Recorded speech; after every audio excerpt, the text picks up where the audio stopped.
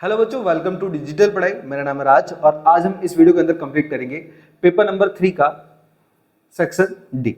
चलिए तो स्टार्ट करते हैं क्वेश्चन नंबर 47 से, जो कि हमारे पास सेक्शन डी का है। देखिए एक्चुअली ये जो मतलब क्वेश्चन नंबर 47 है ये चैप्टर 6 का है। ठीक है, मैं आपको बता देता हूँ। देखो मैं यहाँ पे ऑलरेडी बना के रखा हुआ। देखो हमारे पास ये जो क्वेश्चन है ये चैप्टर 6 का है और ये 6.1 थियरम है, जो कि मोस्ट आईएमपी थियरम है आप लोगों के लिए। इसे तो आप तैयार कर ही लेना। ठीक है, इसके साथ साथ एक और थ्योरम है बीपीटी अपोजिट। ठीक है, मतलब कन्वर्स थ्योरम बोलते हैं उसे, बीपीटी कन्वर्स थ्योरम, उसे भी तैयार कर लेना। ओके चलो, अब इस क्वेश्चन में क्या बोला गया पहले हम समझ लेते हैं। देखो, if a line is draw parallel to one side of a triangle. हमारे पास एक ट्राइंगल है। अब इस ट्राइंगल का मैं नाम दे देता हूं ए बी सी। अब आगे क्या बोला पहले समझ लेते हैं कि if a line draw parallel to one side of a triangle to intersect the other two sides in distinct point and prove that the other two sides are divided in the same ratio। मतलब कहने का अर्थ ये है, हमारे पास B से side है ना, इसके पैरेलल एक और लाइन खींची जाती है। जस्ट इसका नाम बता देते हैं डीई, इसका नाम बोल देते हैं डीई। ओके, इतना काम करने के बाद अब यहाँ पे साफ साफ बोला गया है कि हमने एक ये जो लाइन खींची है ये पहले साइड के पैरेलल है और वो दो अलग अलग लाइनों को इंटरसेक्ट करती है। कौन सी? ए बी और ए सी, इन दो लाइनों को क्या कर रही है? इंटरसेक्ट कर रही है। कौन से पॉइंट पे कर रही है? डी और ई पर। इतना क्लियर? ओके, अब हमें यहाँ पे प्रूव क्या करना है? तो प्रूव करना है कि prove that the other two sides. अब ये दो साइड को जो इंटरसेक्ट किया जा रहा है डी और ई पॉइंट पर, तो उनसे क्या हो रहा है ना कि ये जो लाइन है ए बी, इसको दो पार्ट में डिवाइड किया जा रहा है, ऊपर का और ये नीचे वाले किस तरीके से, सेम उधर साइड। अब हमें क्या करना है? इनको प्रूव करना है कि ये जो लाइन इंटरसेक्ट हुई है ये सेम रेशियो में इंटरसेक्ट हुई है। इनको प्रूव करना है। ठीक है, बहुत सिंपल है, मैं आपको अच्छी तरीके से समझाता हूं, बस थोड़ा सा ध्यान देना। चलो सबसे पहले हम क्या करते हैं, यहां पे ले लेते हैं प्रूफ। हम पहले यहां से ले लेते हैं प्रूफ। अब प्रूफ में क्या होता है, हमारे पास जो गिवन होता है हम उसे लिखते हैं। तो सबसे पहले हम लिखेंगे यहां पे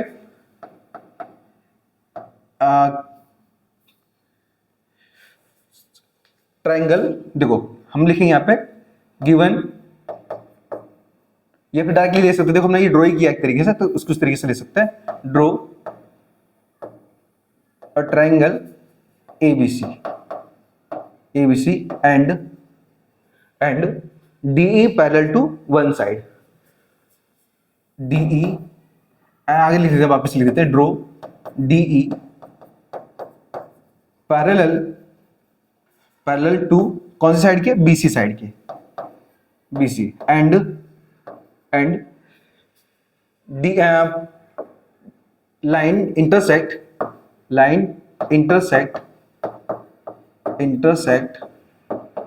eight point D and E at किसके ऊपर टकराते हैं हमारे पास? ए बी एंड ए सी। ठीक है, मतलब हमारे पास क्या ना, जो इंटरसेक्ट किया जा रहा है ना वो डी और ई पर किया जा रहा है। कौन सी लाइनों पर किया जा रहा है? ए बी और ए सी के ऊपर। आप अगर इतना भी प्रूफ लिखोगे आपके लिए इनफ है। ठीक है, अब ये तो मेरे पास जो गिवन था मैंने उसके बारे में लिख दिया। अब आप क्या लिखोगे? To proof. अब आप लिखोगे टू प्रूफ, क्योंकि आपको प्रूफ क्या करना है, तो लिखोगे टू प्रूफ।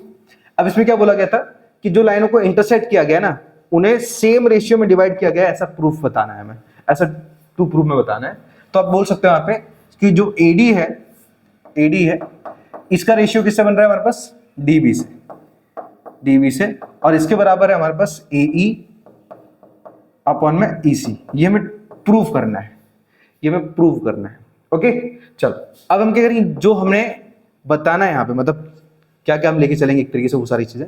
सबसे पहले हम देखो यहाँ पर ज्वाइन करेंगे कुछ चीजें, जैसे हम डी से सी ज्वाइन करेंगे और बी से ई ज्वाइन करेंगे। तो लिखेंगे ज्वाइन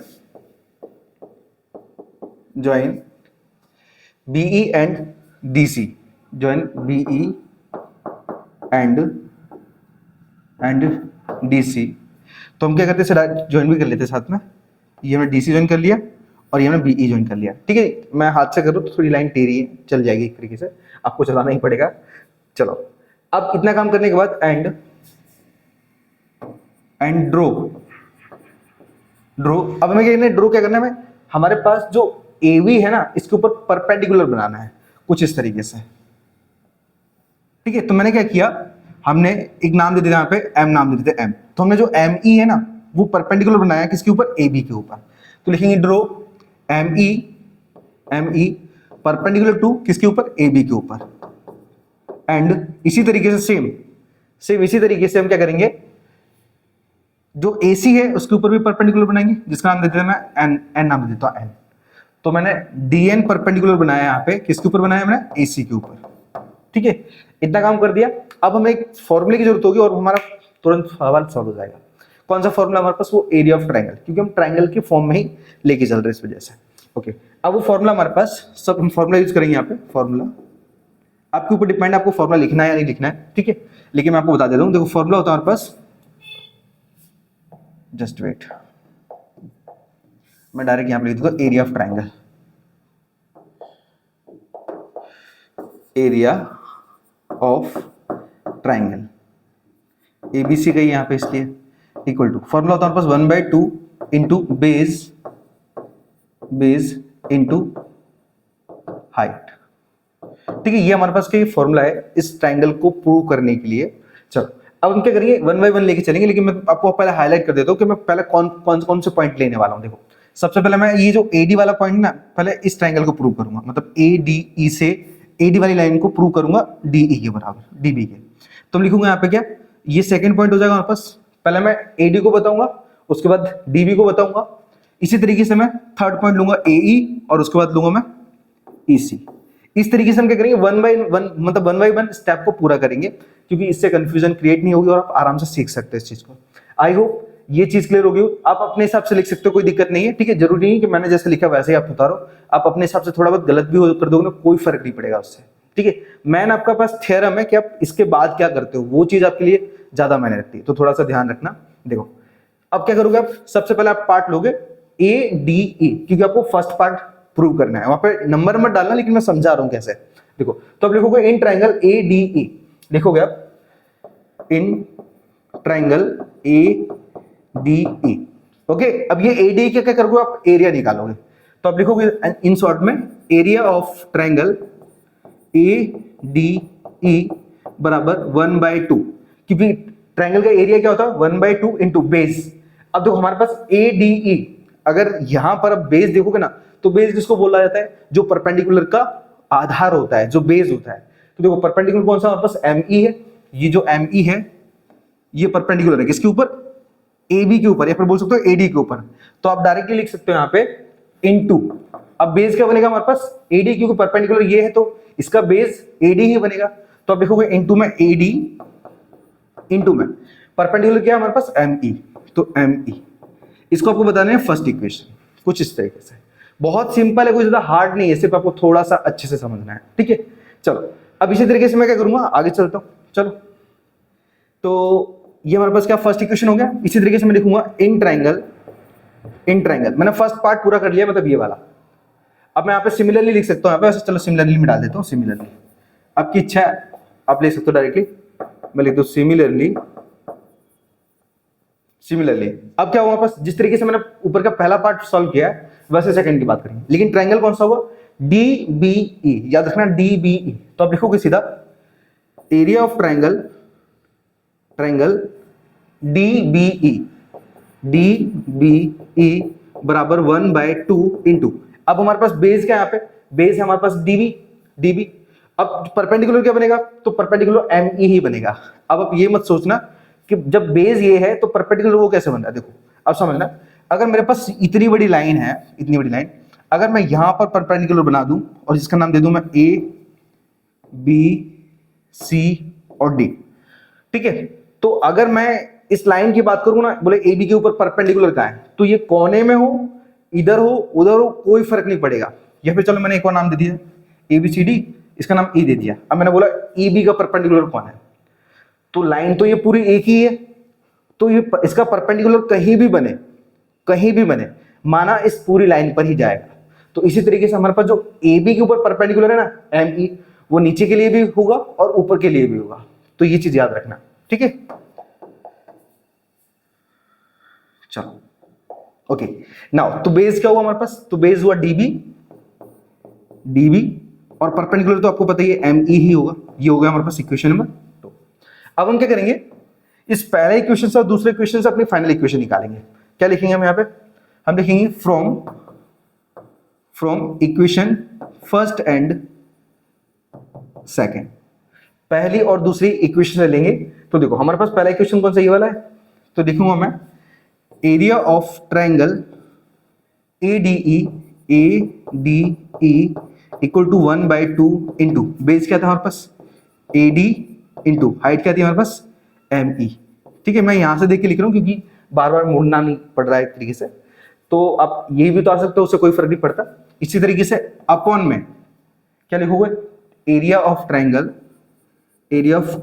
कौन सा ट्राइंगल हमारे पास DBE है, तो लिखोगे यहाँ पे DBE इक्वल टू 1/2, ये भी अपॉन में आएगा, अरे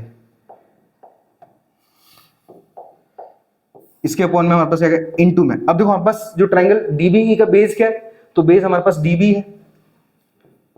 DB है इनटू, और जो हाइट क्या है, हाइट हमारे पास ME है, ME। यहां पे क्या होगा, ME से ME कट जाएगा और 1/2 से 1/2 कट जाएगा। ठीक है, अब हमारे पास यहां पर जो कीमत बची है ना, वो क्या लिखेंगे हम लिखेंगे area of triangle ADE upon में एरिया ऑफ ट्राइंगल DBE बराबर हमारे पास सिर्फ बचा AD अपॉन DB। ये हो जाएगा हमारे पास इक्वेशन नंबर 3। ये हमारे पास मेन इक्वेशन है, तो मैं इसको हाईलाइट कर देता हूँ येलो कलर में। ठीक है, हमारे पास ये येलो कलर में हाईलाइट कर दिया क्योंकि हमारे पास इन दोनों का हमने रेशियो निकाल लिया है। अब इसी तरीके से मैं क्या करूंगा, 3 और 4th साइड का रेशियो निकालूंगा। चलो हम चलते हैं इसके नेक्स्ट पेज पर। ओके, अब सारी चीजें गायब हो गई तो थोड़ा ध्यान देना। चलो अब हमारे पास मैं बात करने वाला हूँ ये तीसरी साइड की। मैं यहाँ पर फिर से लिख दे रहा हूँ एक बार, ABCDE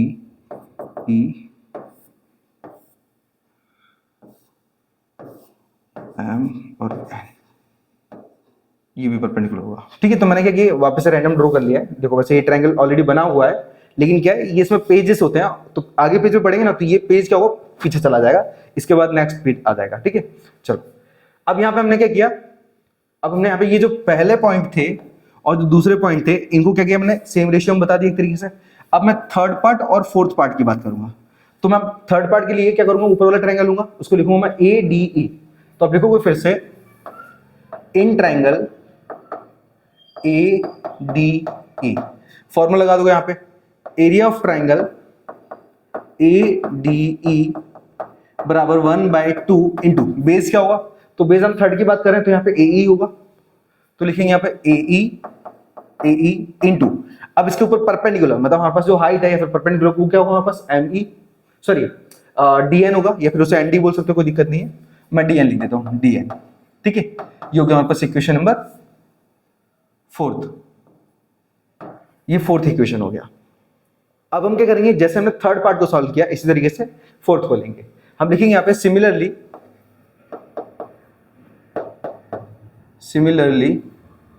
इन ट्रायंगल किसके लिए हमारे पास, नीचे वाला हमारे पास है ECD या फिर DEC बोल दो, कोई दिक्कत नहीं है, DEC। तो यहां पे वापस लिखेंगे एरिया ऑफ ट्रायंगल DEC बराबर 1/2 इंटू, अब बेस क्या होगा हमारे पास, तो बेस EC होगा, तो मैं लिखूंगा यहाँ पे EC इंटू, और परपेंडिकुलर तो मैंने बताया कि जो नीचे वाले के लिए जो साइड तो हमारे पास पूरी एक ही है, तो जो हमने ऊपर वाले के लिए परपेंडिकुलर लिया था ना DN, वैसे ही हमारे पास नीचे वाले साइड के लिए भी DN ही यूज होगा, तो परपेंडिकुलर होगा हमारे पास DN। ये हो गया हमारे पास इक्वेशन नंबर 5th। अब क्या करूंगा, 4th और 5th से अपने थर्ड और फोर्थ साइड का रेशियो निकाल पाऊंगा, तो मैं लिखूंगा from equation 4th and 5th पर से, 4th एंड 5th पर से। तो अब क्या करेंगे, इन दोनों को ले लेते हैं, तो अब लिखोगे area of triangle ADE upon में एरिया ऑफ ट्रायंगल कौन सा DEC, ये ट्रायंगल DEC बराबर 1/2 बेस क्या वापस AE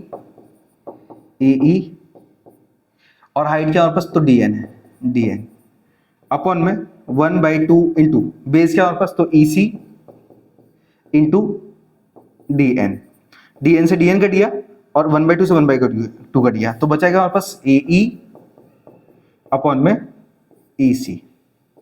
तो ये हो जाएगा हमारे पास इक्वेशन नंबर 6 नंबर का।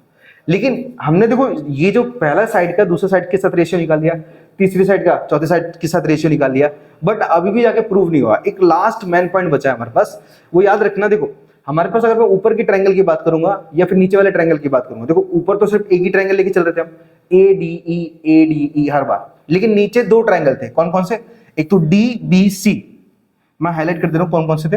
एक तो DBC, देखो ये जो मैंने ग्रीन लाइन की है, एक तो ये ट्रायंगल लिया था मैंने, और दूसरा ट्रायंगल मैंने यूज किया था मैं, चलो ये ले लेते हैं, स्काई है, दूसरा ट्रायंगल मैंने ये वाला लिया था। ओके, अब क्लास 7th के अंदर एक थ्योरम थी छोटी सी, कि जब कोई दो ट्रायंगल एक ही बेस पर होते हैं, एक ही बेस पर होते हैं, तो उन दोनों का एरिया सेम होता है। तो इससे क्या हो जाएगा हमारे पास कि इन दोनों का जो डिस्टेंस है वो कंफर्म हो जाएगा कि बराबर था, और लास्ट हम प्रूव कर पाएंगे कि ये एक क्या हमारे पास इनका जो इंटरसेक्टिंग पॉइंट है ना, वो एक सेम रेशियो में है। बस खाली इतना करना है हमें, ठीक है। तो हम कैसे लिखेंगे, हम लिखेंगे कि ट्रायंगल कौन सा हमारे पास, एक तो DBE एंड दूसरा ट्रायंगल कौन सी है, दूसरा ट्रायंगल हमारे पास था DBE ले लिया, तो DEC ले लेते हैं। Triangle DEC on the same base and both triangle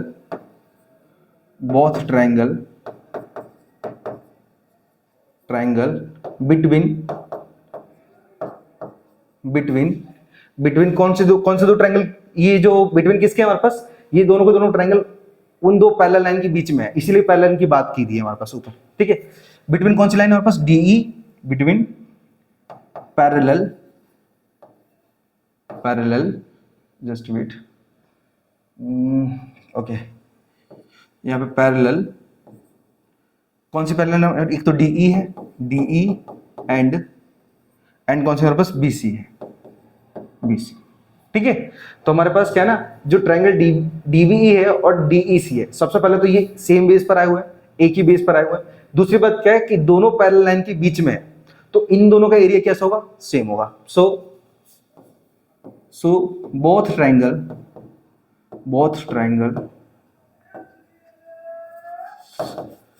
area are same, ठीक है। अब जब सेम हो जाएगा तो क्या कर पाएंगे हम लिख पाएंगे कि जो ट्रायंगल DBE है वो बराबर बनेगा ट्रायंगल DEC के, और ये आ जाएगा हमारे पास एक फाइनल इक्वेशन, ठीक है। ये आ जाएगा हमारे पास फाइनल इक्वेशन, मतलब इक्वेशन नंबर 7। 6 तक तो हम यहाँ पे निकाल चुके थे, ठीक है। अब सीधा क्या करेंगे, देखो हमने क्या किया, यहाँ पे ले लिया, अब डायरेक्ट आप लिख पाओगे यहाँ पे फ्रॉम इक्वेशन। कौन कौन सी इक्वेशन थी, एक तो हमारे पास थर्ड इक्वेशन थी मैन, जिसको मैंने येलो कलर में हाईलाइट किया था, फ्रॉम इक्वेशन थर्ड। उसके बाद मैन कौन सी इक्वेशन है, 6, और एक फाइनल इक्वेशन हमारे पास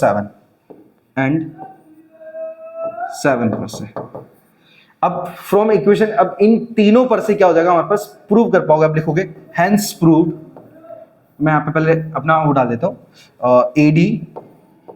AD अपॉन में DB बराबर और AE अपॉन में EC, मतलब हमारे पास क्या होगा, जो AD का रेशियो वो DB के बराबर होगा और जो AE का रेशियो वो EC के बराबर होगा, और इन दोनों का रेशियो आपस में इक्वल होगा। एंड इस वजह से क्या हो जाएगा, ये आपस में जो जहां मतलब कहने का है ना कि DE ने जहां पर इंटरसेक्ट किया है, उस पॉइंट पर इंटरसेक्ट करने से ऊपर वाली जो लाइन का एरिया आ रहा है ना, एरिया बोल सकते हो आपस, या डिस्टेंस आ रहा है ना, वो नीचे वाली लाइन के बराबर है, ठीक है। बस इसी को बोलते हैं हम सेम रेशियो, ठीक है। आप बस लिख पाओगे लास्ट में सीधा हेंस प्रूव। थोड़ा अच्छे से समझ लोगे ना, कोई दिक्कत नहीं पड़ेगी, बहुत इजी क्वेश्चन है, ठीक है। और आप लोगों को इसका सॉल्यूशन चाहिए तो मैं आपको PDF सेंड कर दूंगा, कोई दिक्कत नहीं, सिर्फ आप कमेंट कर देना PDF, ठीक है। चलिए चलते इसके अगले क्वेश्चन की तरफ। मैं थोड़ा साइड में जाता हूं। ये दोनों नोट कर लेना, बहुत इजी एक तरीके से, कोई ज्यादा हार्ड नहीं है, सिंपल एक तरीके से, ठीक है। बस जैसे मैंने बोला ना कि फर्स्ट सेकंड थर्ड फोर्थ ये पार्टों को क्या करना, धीरे धीरे फॉलो करते रहना, क्लियर हो जाएगा। चलो बढ़ते हैं आगे।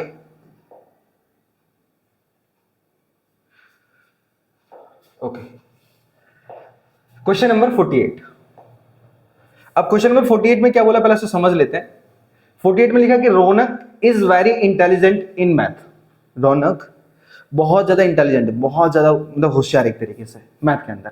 अब he always try to relate it, मतलब relate the concept of math in daily life. मतलब देखो जैसे कहीं ना कहीं हम यूज करते ही है, जस्ट लाइक मैं अपने घर पे जा रहा हूँ तो मैं चेक करूंगा डिस्टेंस कितनी दूर है, कितने टाइम में पहुंचूंगा, तो इस तरीके से क्या कर रहा है वो रिलेट कर रहा है।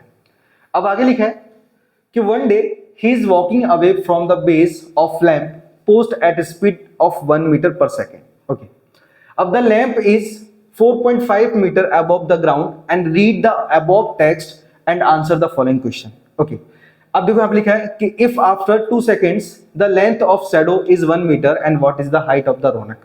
Okay, अब पहले समझना, देखो हमारे पास सबसे पहले तो एक लैंप पोस्ट है, ये समझो एक लैंप पोस्ट है, ठीक है, ये लैंप पोस्ट है, इसका नाम देता हूं मैं ए बी। अब यहां पे क्या बोला गया है कि जो रौनक है, रौनक लैंप, ये जो बेस है बी से, ये बेस से 1 मीटर की मतलब 1 मीटर पर सेकंड की स्पीड से क्या कर रहा है वो लैंप पोस्ट से चलना स्टार्ट कर रहा है। तो समझो वो यहां पर पहुंचा, यहां पर इस जगह पे, लेकिन पहले अभी नहीं, पहले मैं ट्रायंगल फॉर्म बना लेता हूं तो मैं अच्छे से बता पाऊंगा। चलो तो समझो रौनक यहां पर पहुंचा, यहां पर इस जगह पर, ठीक है। अब नाम दे दो तो अच्छे से ए बी सी डी और ए, ठीक है, नाम कैसे भी दे दो, रैंडम रैंडम कोई दिक्कत नहीं है, क्लियर हो जाएगा। चलो अब यहां पे क्या दिया हमारे पास, स्पीड दी है रौनक की, ठीक है, तो मैं आप लिख देता हूं स्पीड बराबर 1 मीटर पर सेकेंड, ठीक है। ये किसकी स्पीड दी है, रौनक की दी गई है। चलो अब यहां पे देखो और क्या दिया था कि the lamp is 4.5 metre above the ground, मतलब जो ग्राउंड से जो लैंप की जो हाइट है ना वो 4.5 मीटर है, मतलब यहां पे लिखा हुआ है 4.5 मीटर। ओके, अब आगे क्या बोला गया आपके पास, 4 point above the ground and in the, okay, और तो कुछ दिया नहीं, ठीक है। अब हमारे पास फर्स्ट पॉइंट में क्या दिया है उसे हम देख लेते हैं। देखो यहां पे लिखा है कि if after 2 second the length of shadow is 1 metre. Okay, अब हमारे पास समझो कि जो बी पॉइंट है ना, यहां पे पहला रौनक था, अब यहां पर क्या कर रहा है, यहां पे 2 सेकेंड बाद एक जगह पे पहुंच जाता है, वो समझो डी पॉइंट है। पहले बी पर था, उसने 1 मीटर पर सेकंड की स्पीड से चला, कितने सेकंड चला, 2 सेकंड, तो वो कहां पहुंच गया, डी, ठीक है, डी पर पहुंच गया।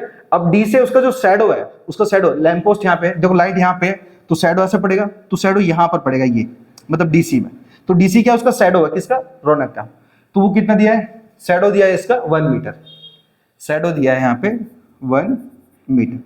अब समझना कि जब 1 मीटर पर सेकंड की स्पीड से चल रहा है और 2 सेकंड चला तो कितना कुल चलेगा, वो 2 सेकंड ही चलेगा ना। तो मैं यहाँ पे डिस्टेंस निकालूंगा,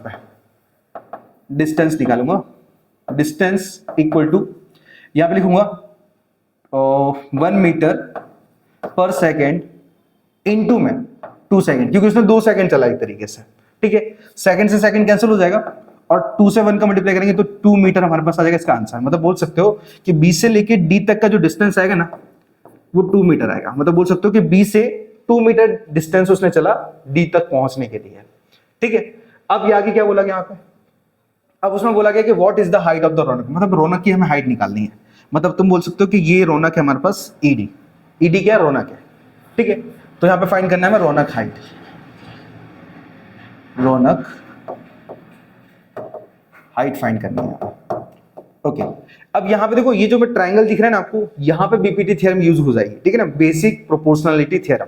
तो मैं लिखूंगा कि बाय बीपीटी थ्योरम, ठीक है। अब बीपीटी थ्योरम मैंने लगाया यहां पे, तो थ्योरम कैसे बनेगा, हम थ्योरम बनाएंगे ए बी अपॉन में ई डी, मतलब हमारे पास क्या होता है कि परपेंडिकुलर का रेशियो परपेंडिकुलर से ही होता है, तो लिखेंगे हम ए बी अपॉन में E D, A B upon में ईडी एंड इक्वल टू, अब बेस का रेशियो बेस से होगा, तो देखो हम 2 ट्रायंगल का यूज कर रहे हैं, एक तो ए बी सी और एक ई डी सी, ठीक है। अब चाहो तो आप यहाँ पे मेंशन कर सकते हो, यहाँ पे मैं लिख देता हूँ एक बार, in triangle A B C and triangle EDC, ठीक है।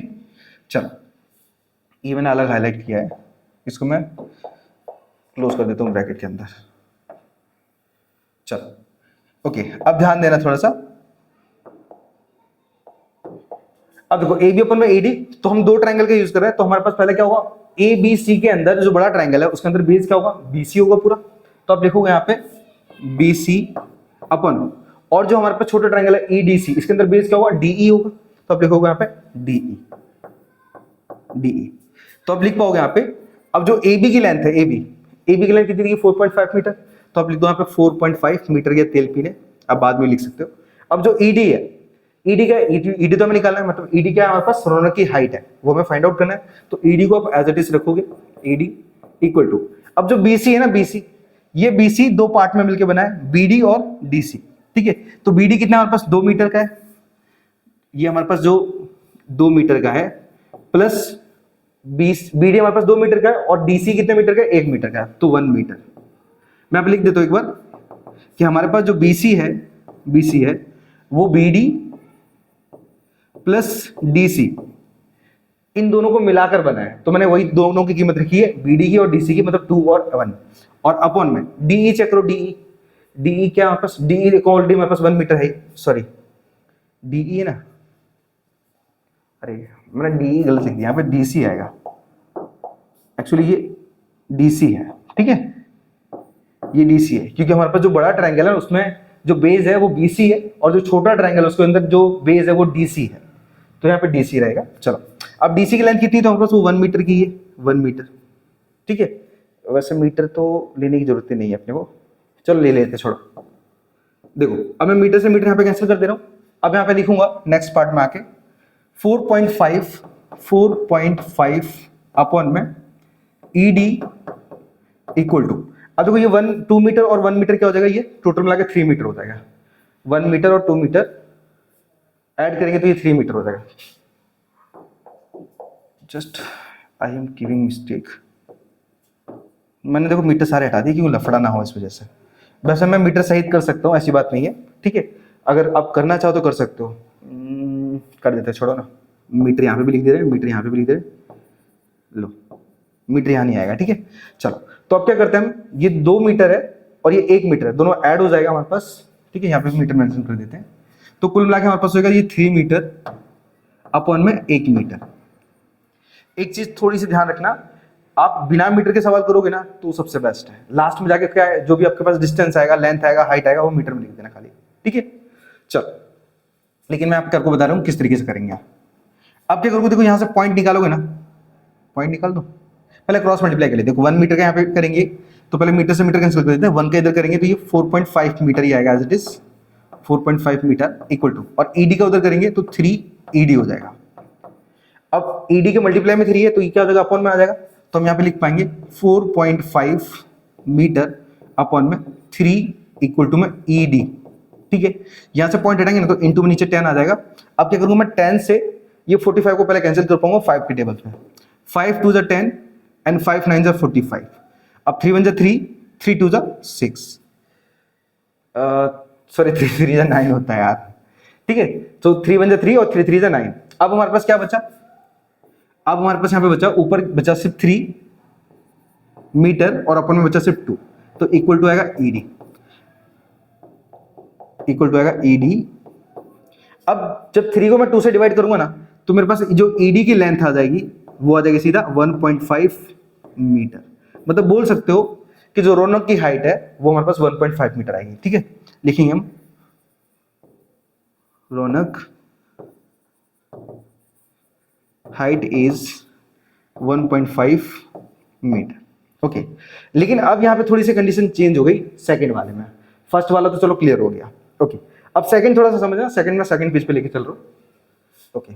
सेकंड, अब सेकंड में क्या बोला है कि what will be the length of his shadow after 4 second, okay. अब यहां पे ट्रायंगल थोड़ा सा चेंज हो जाएगा, पहले समझना। देखो हमारे पास ट्रायंगल मैंने वापस से दूसरा बना दिया,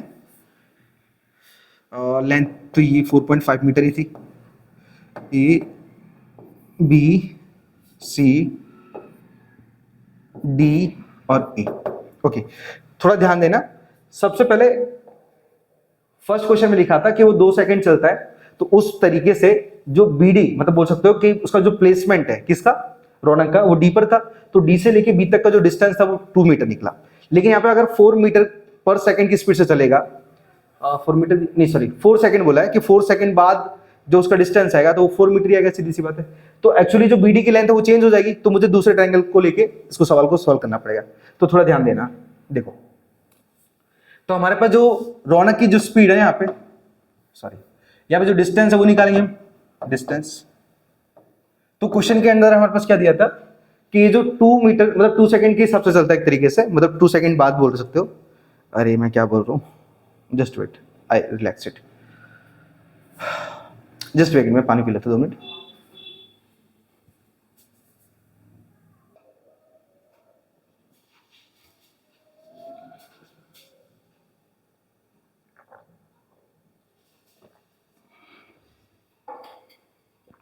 ओके, जैसे समझना कि जो रौनक की स्पीड है ना वो 1 मीटर पर सेकंड है, और इसमें बोला है कि आफ्टर 4 सेकंड, मतलब पहले वो लैंप पोस्ट पे खड़ा है, अब 4 सेकंड बाद वो डी पर पहुंच जाता है। समझो यहाँ पे डी पर पहुंच जाता है, तो उसका डिस्टेंस क्या बनेगा, 4 मीटर ही बनेगा, क्योंकि वो 1 मीटर पर सेकंड की स्पीड से चल रहा है, तो 4 सेकंड बाद 4 मीटर बन जाएगा सीधा। तो इस तरीके से हम क्या निकालेंगे, यहाँ पे हम निकालेंगे डिस्टेंस। तो यहाँ पे जो रौनक की जो स्पीड है ना वो 1 मीटर पर सेकंड है, और आफ्टर 4 सेकंड मतलब 4 सेकंड बाद क्या होगा, ये सेकंड से सेकंड कट जाएगा और 4 से मल्टीप्लाई करेंगे ना, तो यहाँ पे आ जाएगा 4 मीटर। मतलब बोल सकते हो आप कि जो बी से लेके डी तक का जो डिस्टेंस है ना वो 4 मीटर आएगा यहाँ पे। ठीक है, अब जो रौनक की हाइट है वो हम पहले निकाल चुके थे, वो कितना निकाल गए हम, 1.5 मीटर निकाल चुके थे, 1.5 मीटर।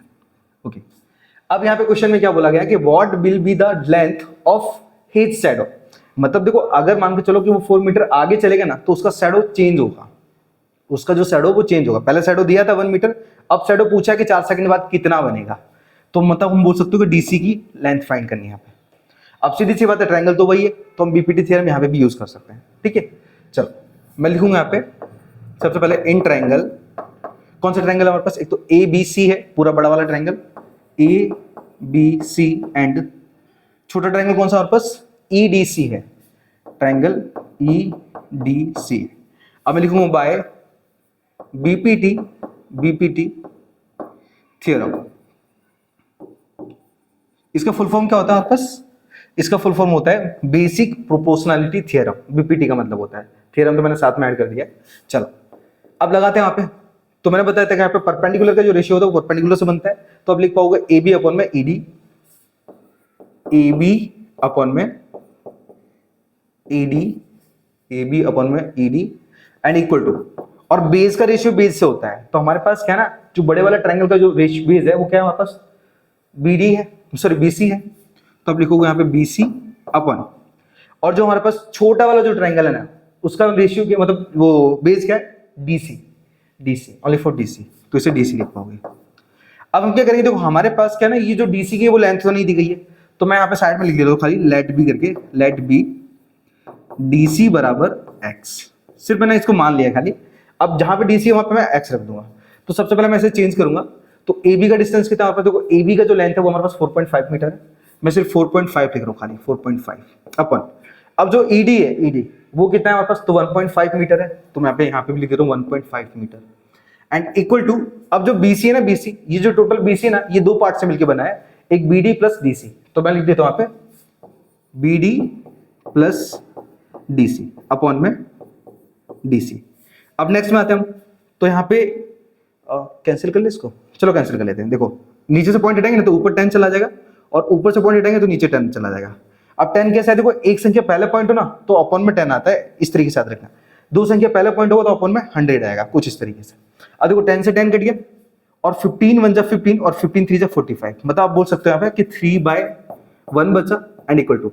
अब जो बीडी की लेंथ है, बीडी की कितने डिस्टेंस है वहां पर, 4 मीटर है, तो मैं लिखूंगा यहाँ पे 4 प्लस डीसी कितना है, डीसी तो डीसी हमने माना था क्या, डीसी को मैंने एक्स माना था, लिखूंगा एक्स अपॉन में एक्स, क्रॉस मल्टीप्लाई करते तो एक्स का 3 से मल्टीप्लाई करेंगे तो हमारे पास क्या होगा, 3x बनेगा, 3x एंड इक्वल टू, और 1 का अगर मैं 4 प्लस एक्स से करता हूँ ना तो वो सेम ही वैल्यू आएगी, मतलब हम लिख सकते हैं यहाँ पे 4 प्लस एक्स को उधर ले जाते हैं तो 3x minus x equal to 4 आ जाएगा, घटाएंगे तो यहाँ पे आ जाएगा सिर्फ 2x इक्वल टू 4, 2 से 4 2 टाइम में कैंसिल हो जाएगा तो x की वैल्यू आएगी हमारे पास 2, ठीक है। तो यहाँ पे आफ्टर 4 सेकेंड जो रौनक का जो शैडो बनेगा ना वो बनेगा कितना हमारे पास 2 मीटर का, मैं बोला था लास्ट में आप 2 मीटर लिख देना यहाँ पे मीटर।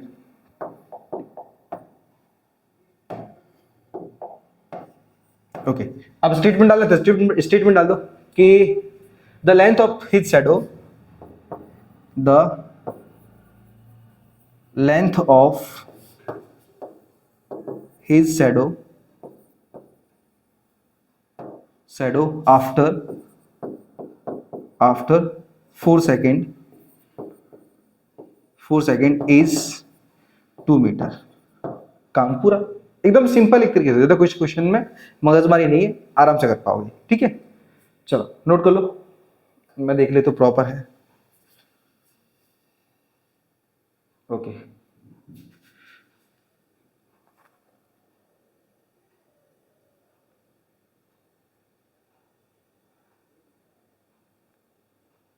चलो आगे बढ़ते हैं।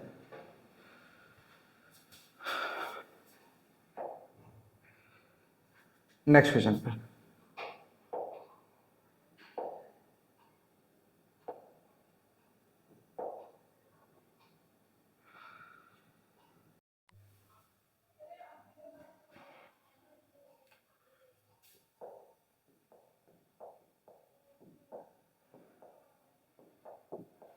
ओके चलिए, ओके चलिए हम बात करते हैं क्वेश्चन नंबर 49 की। अभी क्वेश्चन नंबर 49 में क्या दिया पहले से समझ लेते हैं।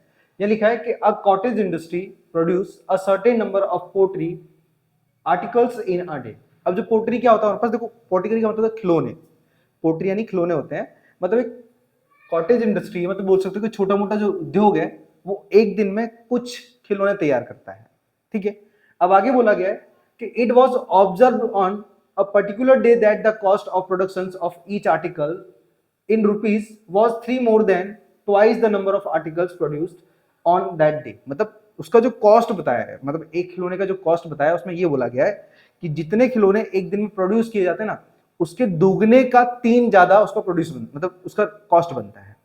कैसे, मतलब एक एग्जांपल के थ्रू समझाता हूं। देखो समझो मेरे पास एक कंपनी है और उस कंपनी में मैं 10 खिलौने बना रहा हूं, रोज डेली 10 खिलौने बना रहा हूं। तो क्वेश्चन के अकॉर्डिंग बोला है कि जितना प्रोडक्शन हो रहा है उसका दुगना का 3 ज्यादा है।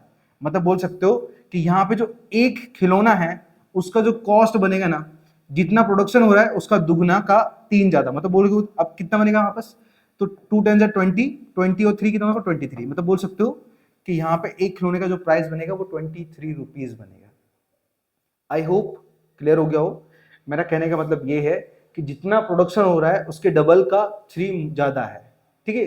तब जाके अगर उसको टोटल करेंगे तो वो एक खिलौने का कॉस्ट निकलेगा यहाँ पे, ठीक है। अब आगे क्वेश्चन में क्या बोला गया कि if the total cost of production on that day, अब मतलब जो भी खिलौने का प्रोडक्शन किया जा रहा है, जैसे मान चलो मैंने 10 खिलौने का प्रोडक्शन किया तो एक खिलौने का 23 है तो 10 का कितना होगा 23 होगा, मतलब 230 होगा एक तरीके से।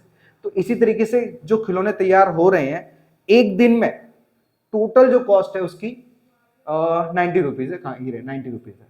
So find the number of article produced and the cost of each article. मतलब ये भी बताना है कि एक दिन में कितने खिलौने बन रहे हैं और ये भी बताना है कि एक खिलौने का प्राइस एक्चुअल क्या है। ये तो मैं रैंडमली आपको एग्जांपल के साथ बता रहा हूँ, ठीक है। फिर से समझाता हूँ। जैसे मान के चलो मेरे पास 5 खिलौने मैं रोज बना रहा हूँ, मेरी कंपनी ऐसी है जिसमें 5 खिलौने मैं रोज बना रहा हूँ। तो यहाँ पे इसका प्राइस कैसे मतलब डिसाइड किया है कि जितना प्रोडक्शन हो रहा है उसका डबल का 3 ज्यादा, डबल का 3 रुपीज ज्यादा। तो डबल कितना हुआ 10 और इसमें 3 ऐड करेंगे तो कितना हो जाएगा 13। मतलब कहने का मतलब ये ना कि एक खिलौने का जो कॉस्ट आएगा वहां पे 13 रुपीज आएगा अगर मैं रोज 5 खिलौने का प्रोडक्शन कर रहा हूं तो। अगर मैं मतलब डेली अगर 10 खिलौने का प्रोडक्शन कर रहा हूं तो मेरा जो एक खिलौने का कॉस्ट है वो 23 आएगा, ठीक है। तो कुछ इस तरीके से, आई होप क्लियर हो गया हो। चलो अब हम आगे बढ़ते हैं। तो यहां पे हम सॉल्यूशन करना स्टार्ट करेंगे, लेकिन उससे पहले हम यहां पर आपने देखा ना कि एक्चुअली हमारे पास के खिलौने की संख्या तो है नहीं है, वहां तो मैंने एग्जाम्पल के तौर पर लिया था, लेकिन हमें क्या करना पड़ेगा, यहाँ पे मानना पड़ेगा। तो हम लिखेंगे लेट बी करके, लेट बी यहां पे लिखेंगे हम a cottage industry, a cottage industry produced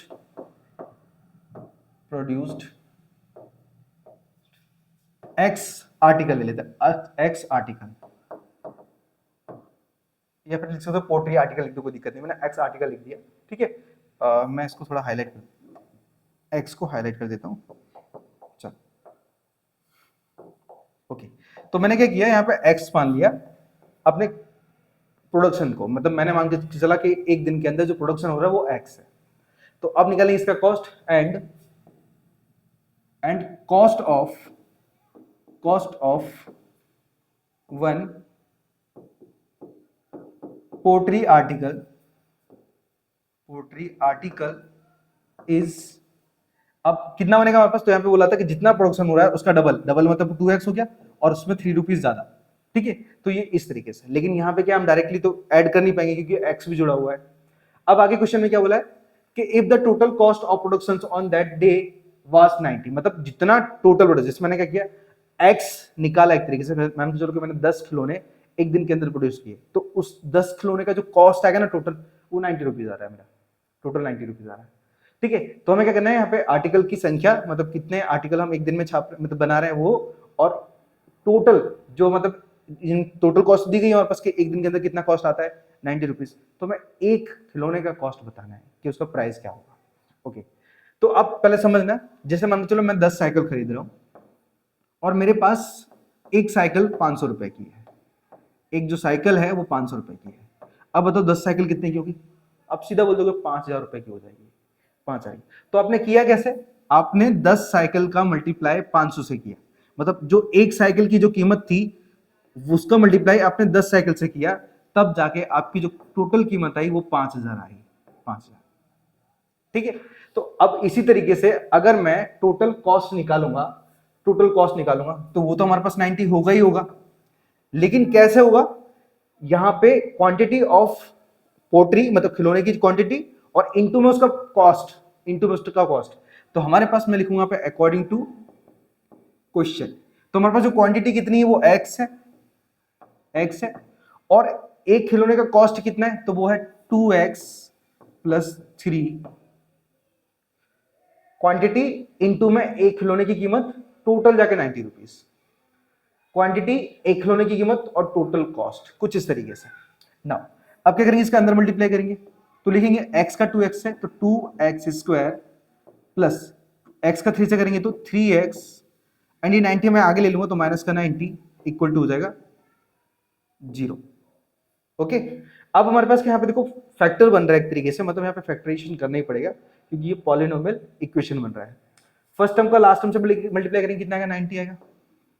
90 के चलो फैक्टर निकाल लेते हैं, 2 से, सॉरी 92 जा 180 आएगा, सॉरी 180, इसके फैक्टर निकाल लेते हैं, तो 2 से 2 9 जा 18, अगेन 0 2, फिर यहाँ पे 2 4 जा 8, एक इधर जाएगा 2 5 जा 10, अब 3 से, यहाँ पे 3 1 जा 3, एक इधर गया 3 5 जा 15, अगेन 3 से। ठीक है, तो यहाँ पे 3 5 जा 15 एंड 5 से, 5 1 जा 5। अब ये जो 5 नंबर मिले हैं, ये 5 फैक्टर मिले हैं, इनको ऐसा अरेंज करना है कि हमें 3x मिल जाए, 3x। ओके, चलो चेक करते हैं, तो 3 2 जा 6, 6 3 जा 18, नहीं ये सही नहीं है, तो 3 2 जा 6, 3 3 जा 9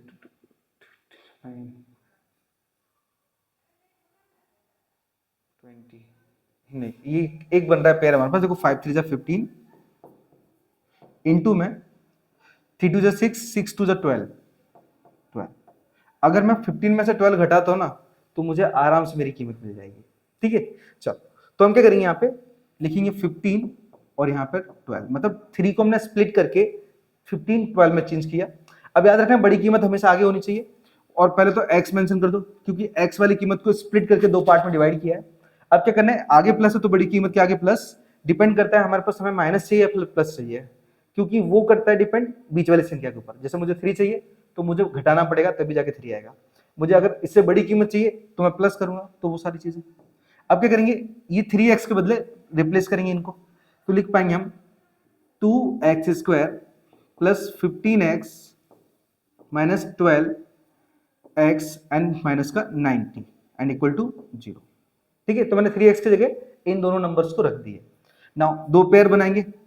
अब कॉमन क्या आएगा, तो कॉमन आएगा सिर्फ x, क्योंकि 2 का मल्टीपल 15 तो है ही नहीं, तो अंदर आएगा हमारे पास 2x आएगा, तो अंदर आएगा हमारे पास 2x प्लस 15।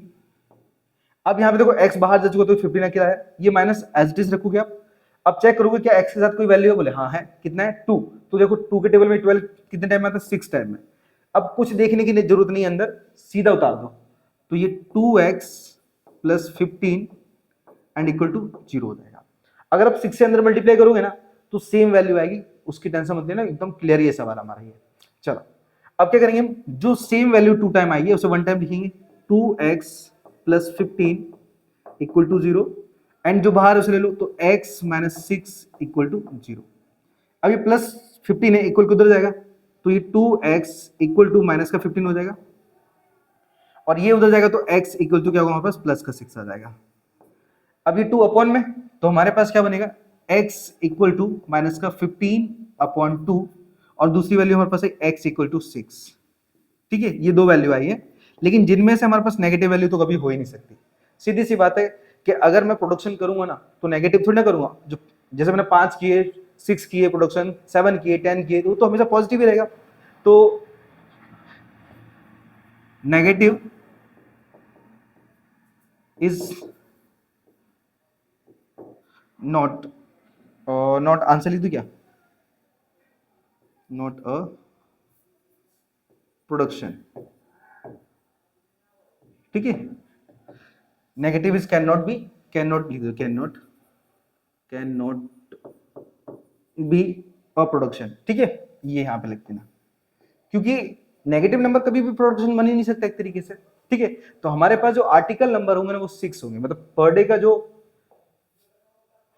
जो हमारे पास प्रोडक्शन होगा ना वो 6 होगा। तो मैं यहाँ पे लिखूंगा, यहाँ पे क्या देखो, यहाँ पे क्या लिखा है, the number of article produced, मैं लिखूंगा 6 articles are produced in each day, मतलब हर एक दिन यहाँ पे 6 आर्टिकल्स प्रोड्यूस होते हैं। अब बात आती है कॉस्ट की, तो लिखेंगे हम कॉस्ट ऑफ ईच पार्टिकल नहीं, सॉरी आर्टिकल बोला, आर्टिकल। ठीक है, यहाँ पे आर्टिकल। अब आर्टिकल को मैंने जो कॉस्ट क्या मानी थी, मैंने तो कॉस्ट लिखी थी हमने 2x प्लस 3 लिखी थी। अब 2x की कीमत कितनी हमने निकाली थी, x की कीमत निकाली थी हमने 6, मुझे याद है 6 एंड प्लस में 3। अब 6 टू 12 प्लस 3 आ जाएगा, और इनको जोड़ेंगे हमारे पास 15 रुपीज आ जाएगा। ठीक है, तो हमारे पास जो हर एक आर्टिकल का जो प्राइस होगा ना वो 15 रुपीज होगा। तो ये हो जाएगा इस क्वेश्चन का आंसर। आई होप पूरा क्वेश्चन आपको अच्छी तरीके से समझ में आ गया हो, तो वीडियो को लाइक, चैनल को सब्सक्राइब कर दो, और जितने भी आपके दोस्त हो उनको सबको सेंड कर दो। चलते इसके अगले क्वेश्चन पे, आप पहले नोट कर लो। ओके, चलिए सो बढ़ते हैं नेक्स्ट क्वेश्चन पे।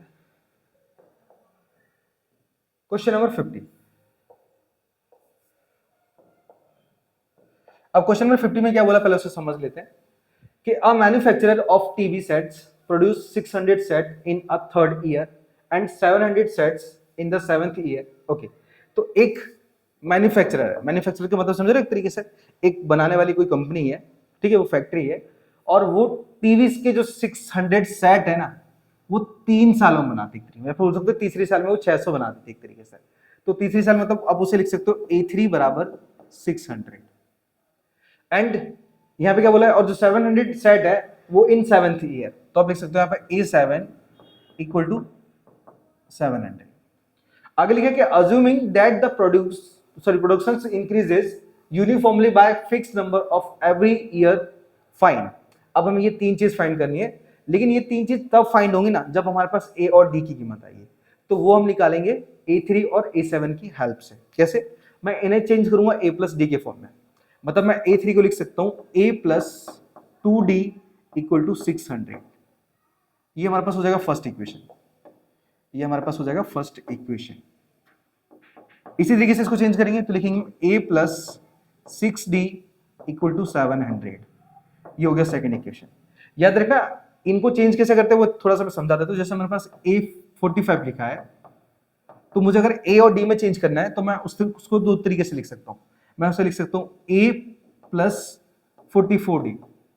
आपको क्या करना है, ये 45 में से एक निकाल देना है क्योंकि वो A के फॉर्म में बाहर आ जाएगा, क्योंकि A फर्स्ट टर्म होता है। एक बाहर आ जाएगा तो बचेगा कितना टर्म? 44D बचेंगे तरीके से। या फिर आप उसे ऐसा लिख सकते हो A44 प्लस D, उसे ऐसे भी लिख सकते हो। लेकिन क्या आप ऐसे करोगे तो आपको A नहीं मिलेगा, लेकिन ऐसे करोगे तो आपको A आसानी से मिल जाएगा। ठीक है, तो मैंने वही चेंज किया, A3 को चेंज किया A प्लस 2D में। हमेशा याद रखना कि एक D कम रहता है। एक लिया मतलब A बाहर निकाल लिया तो एक D कम कर दो, मतलब 7 है तो 6D बोल दोगे सीधा। अब ये दो इक्वेशन आ गए। अब इन दोनों इक्वेशन में क्या करोगे, एलिमिनेशन मेथड यूज करोगे और फटक से A और D निकाल लोगे। ठीक है, तो अब लिखोगे सीधा from equation first and second.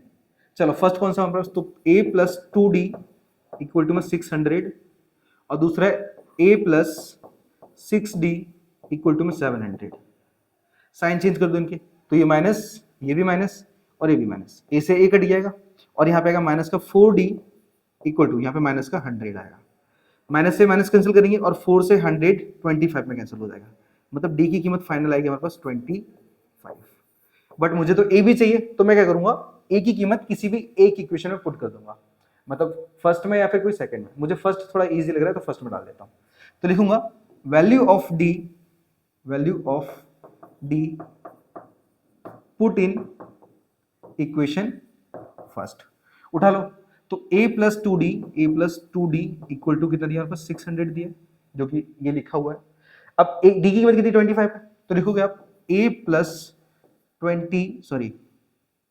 2 और D की कीमत हमारे पास कितनी दी गई है, 50, क्या कर रहा हूं, 25 एंड इक्वल टू 600। अब A प्लस 25 का 2 से मल्टीप्लाई करोगे कितना आएगा हमारे पास, 50 इक्वल टू 600। तो ये 50 उधर जाएगा ना, तो हमारे पास A इक्वल टू 600 माइनस का 50 हो जाएगा, और जब घटाएंगे ना तो A बराबर आएगा हमारे पास 550। ओके, अब मैंने A और D निकाल लिए। अब पढ़ते हैं हमारे पास पॉइंट्स में कि पॉइंट में क्या बोला है। तो फर्स्ट में बोला है कि the productions in the first year. तो याद रखना यहाँ पे A3 का मतलब 3 साल, A7 का मतलब 7 साल। तो उसमें बोला कि पहले साल में प्रोडक्शन कितना हुआ, तो मैंने क्या बोला था कि A 1 के बराबर होता है। तो यहाँ पे A की कीमत 550 है, मतलब पहले साल प्रोडक्शन कितना होगा, 550 टीवी यूनिट्स का होगा। ठीक है, अब लिखोगे यहाँ पे स्टेटमेंट में, फर्स्ट वाले में the productions in the first year, the production of TV in the first year is 550 unit. ठीक है, यूनिट, ये हो जाएगा इसका आंसर, ये फर्स्ट वाले का। अब सेकंड वाले के क्या बोला, उसे भी समझ लेते हैं। तो सेकंड वाले में बोला हमारे पास कि the productions in the 10th year. Okay, 10वें साल कितना होगा, तो 10th ईयर का मतलब क्या होगा, वो होगा हमारे पास A10। ठीक है, मैं पहले स्टेटमेंट लिख देता हूं कि प्रोडक्शन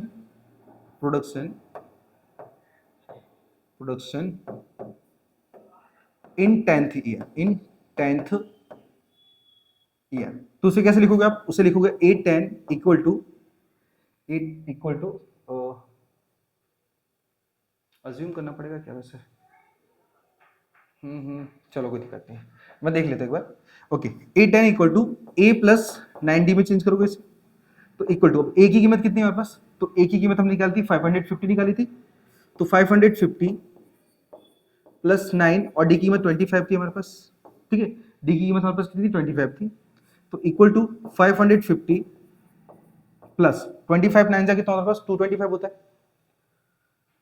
225, इनको ऐड कर दो, तो 5 और 0 5 हो जाएगा, 2 और 5 7 हो जाएगा, और 2 और 5 7 हो जाएगा। तो 775 यूनिट का जो प्रोडक्शन होगा वो 10वें साल में होगा। ठीक है, चलो अब हमारे पास आता है एक लास्ट क्वेश्चन। इसमें बोला है कि the total productions in the first 7th year, मतलब 7 सालों के अंदर कुल कितना प्रोडक्शन होगा, मतलब आप सम ऑफ एन टर्म वाला फॉर्मूला यूज करोगे। चलो चलते हम नेक्स्ट वाले पेज पे। ये थर्ड पॉइंट है हमारे पास, ये बोला है कि total production in first 7th year. Okay, अब 7th ईयर में बोला हमारे पास, तो आपको एंटम वाला फॉर्मूला यूज करना पड़ेगा। चलो पहले हम अपने एडी की सबकी कीमत निकाल लेते हैं। देखो ए की कीमत क्या थी हमारे पास, 550 थी। डी की कीमत हमारे पास थी कितनी, डी की कीमत थी 25। और यहाँ पे 7th ईयर बोला, मतलब एन की कीमत हमारे पास 7 होगी। चलो फटाक से कैलकुलेशन कर डालो। तो अब लिखो formula by nth term formula, sum of nth term formula होता है हमारे पास Sn equal to n/2 bracket में 2a प्लस n-1 इंटू में d। अब हमारे पास Sn है, मतलब बोल सकते हो हमारे पास S7 बोल सकते हो, क्योंकि क्वेश्चन बोला हमारे पास सम ऑफ 7 टर्म बोले, 7th टर्म। ओके, नाउ अब 7/2 डिवाइड बाय, मतलब ब्रैकेट में 2, a की कीमत 550 थी प्लस n की कीमत 7 -1 और d की कीमत 25 थी। क्या करेंगे, फटाफट कैलकुलेशन करेंगे। चलो तो लिखेंगे S7 इक्वल टू 7/2। याद रखना कोई भी संख्या को पॉइंट के फॉर्म में नहीं लेके आना है, 7 को डिवाइड करने की जरूरत नहीं है, चलने जाने दो जो भी कर रहे हैं। अब 550 का अगर मैं 2 से मल्टीप्लाई करूंगा तो 1100 आएगा, 1100। उसके बाद प्लस, अब देखो 7 में से 1 घटाऊंगा ना तो मेरे पास 6 आएगा, और 25 6 होता है 150 होता है। ठीक है, 25 6 150 होता है, 150। इन दोनों को मैं ऐड कर दूंगा आपस में, तो S7 इक्वल टू 7/2 ब्रैकेट में, इनको ऐड करेंगे तो हमारे पास 1250 हो जाएगा ये, और मैं 2 से 1250 को कैंसिल कर सकता हूँ आराम से। नाउ 2 1 2, 2 6 12, 2 2 4, एक इधर 2 5 10। तो मेरे पास S7 इक्वल टू 7 ब्रैकेट में 625 बचेगा। हम क्या करेंगे, S7 लिखेंगे एंड ब्रैकेट के अंदर मल्टीप्लाई कर देंगे। याद रखना ब्रैकेट के बीच में कभी भी कोई साइन ना हो, जैसे 7 और 625 के बीच में कोई साइन नहीं है ब्रैकेट के अलावा, तो ऐसी कंडीशन में उनका मल्टीप्लाई होता है। 7 5 जा 45, कैरी 4, 7 2 जा 14, और 14 और 4 होता है 18, कैरी 1 आएगा। 7 6 जा 42, 42 और 1 हो जाएगा 43। तो यहाँ पे 4385 टीवी यूनिट्स का जो प्रोडक्शन होगा ना, वो टोटल मिला के 7 ईयर में होगा। ठीक है, 7 ईयर में, और यही होगा इस क्वेश्चन का आंसर। ठीक है, अगर छोटा सा आपको अगर स्टेप लिखना है ना, तो एक स्टेप लिख लो यहाँ पे अज्यूम, क्योंकि देखो यहाँ पे जो अज्यूम किया जा रहा है ना, अज्यूम यहाँ पे लिखा है कि assuming that the productions increase uniformly by a fixed number every year, मतलब फाइन। तो अज्यूमिंग मतलब a equal to first year हो जाएगा इस तरीके से, फर्स्ट ईयर अगर मानना है तो, नहीं तो चलेगा, ऐसा करोगे इनफ है, आपके पास सारे आंसर तो आएंगे, कोई दिक्कत नहीं। चलो आई होप क्लियर हो गया हो, आप नोट कर लो, मैं थोड़ा साइड में हो जाता हूं। और जिन बच्चों को पीडीएफ चाहिए ना, वो कमेंट कर देना, पीडीएफ मैं आपको पक्का प्रोवाइड करूंगा, लेकिन उसके लिए आपको ग्रुप में जुड़ना कंपलसरी रहेगा, क्योंकि वो पीडीएफ मैं ग्रुप के जरिए प्रोवाइड करूंगा आपको, इसलिए। ठीक है, चल सो बढ़ते इसके अगले क्वेश्चन पे।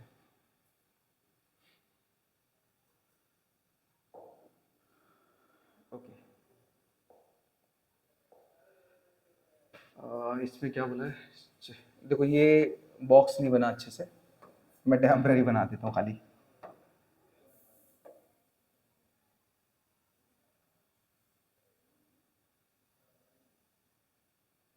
ठीक है, सब ये बॉक्स ही है एक तरीके से। ओके, अब यहाँ पे क्या बोला गया कि the median of the following frequency distribution is 28.5, मतलब हमारे पास जो मीडियन दिया है ना, मीडियन वो दिया है 28.5 दिया है।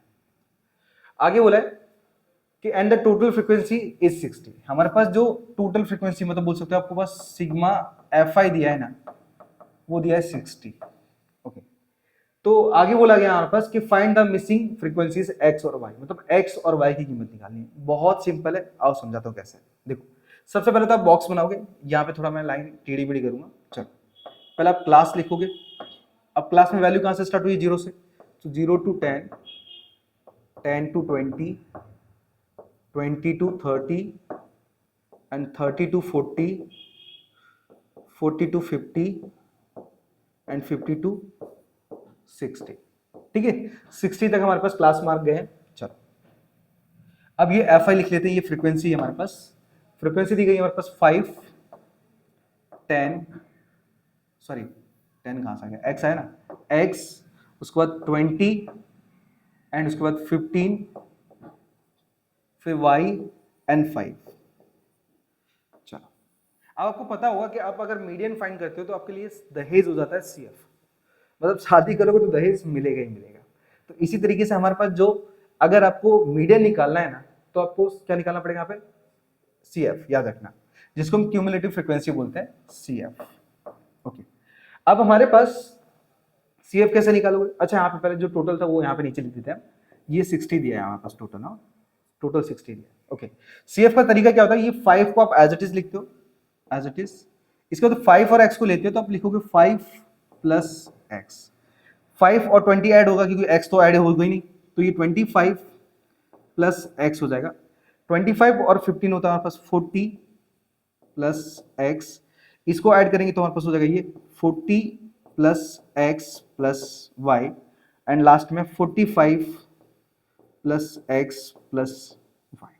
ठीक है, तो मैंने यहाँ पे CF भी फाइंड कर लिया है। ओके, अब आपको पता होगा कि CF की जो लास्ट वैल्यू होती है ना, लास्ट वैल्यू होती है वो FI, मतलब बोल सकते हो हमारे पास कि टोटल FI के बराबर होती है, सिग्मा FI के बराबर होती है। मतलब आप लिख सकते हो यहाँ पे कि जो 45 प्लस x प्लस y है उसकी कीमत हमारे पास बराबर होगी किसके? 60 के बराबर होगी। ये जो लास्ट कीमत है ये सिग्मा FI का अगर मैं टोटल निकालता हूँ ना, वो कीमत आती है ना, उसके बराबर होती है, हमेशा याद रखना। अब इस 45 को इक्वल को उधर लेके जाऊंगा तो मैं लिख पाऊंगा यहाँ पे x plus y equal to 60 minus का 45। तो x plus y equal to हमारे पास सिर्फ आएगा 15। ये हो जाएगा इक्वेशन नंबर फर्स्ट। ओके, ये कंडीशन लेके छोड़ दो, अब आप आगे का कैलकुलेशन करोगे। वो करोगे कैसे? देखो मैं समझाता हूँ। अपने पास सबसे पहले जो हमारे पास n होता है, देखो n कितना हमारे पास 60 दिया है, n हमारे पास 60 दिया है, तो n/2 कितना होगा पास? तो वो 30 होगा। n/2 का मतलब होता है n का हाफ, 30। ओके, अब 30 को हम क्या करते थे? CF के अंदर चेक करते थे कि 30 किसके अंडर आता है। तो 25 प्लस x, अब x की कीमत कोई बड़ी हुई तो यहां पर भी आ सकती थी, ये 30 कीमत यहां पे भी आ सकती थी। समझो अगर हमारे पास x की कीमत 90 होती तो x तो मतलब जो 30 है ना n, ये तो इसके अंडर आ जाता। तो रैंडम तरीके से हम चेक नहीं कर सकते, और वैल्यू छोटी हुई तो क्या पता इसमें भी ना आए। समझ रहे हो एक तरीके से मैं कहना क्या चाहता हूँ तरीके से? तो हम इसमें CF में मतलब n/2 CF के अंदर फाइंड कर ही नहीं सकते। और जब हमें फ्रीक्वेंसीज फाइंड करनी होती है ना, तब हमें कुछ ना कुछ हिंट दे दी जाती है, और वो दी है हमें मीडियन के फॉर्म में। और मीडियन क्या बोला गया पास कि मीडियन दिया है 28.5, मतलब इसका मतलब ये है कि हमारा जो क्लास मार्क है उसी को चुन लो। 20.8 मतलब सॉरी 28.5 कहाँ पे आएगा? 20 और 30 के बिटवीन आएगा, 20 और 30 के बिटवीन। मतलब आप बोल सकते हो कि ये पूरा रो होगा हमारा, 20 और 30 के बिटवीन, मतलब ये पूरा रो हमारा होगा।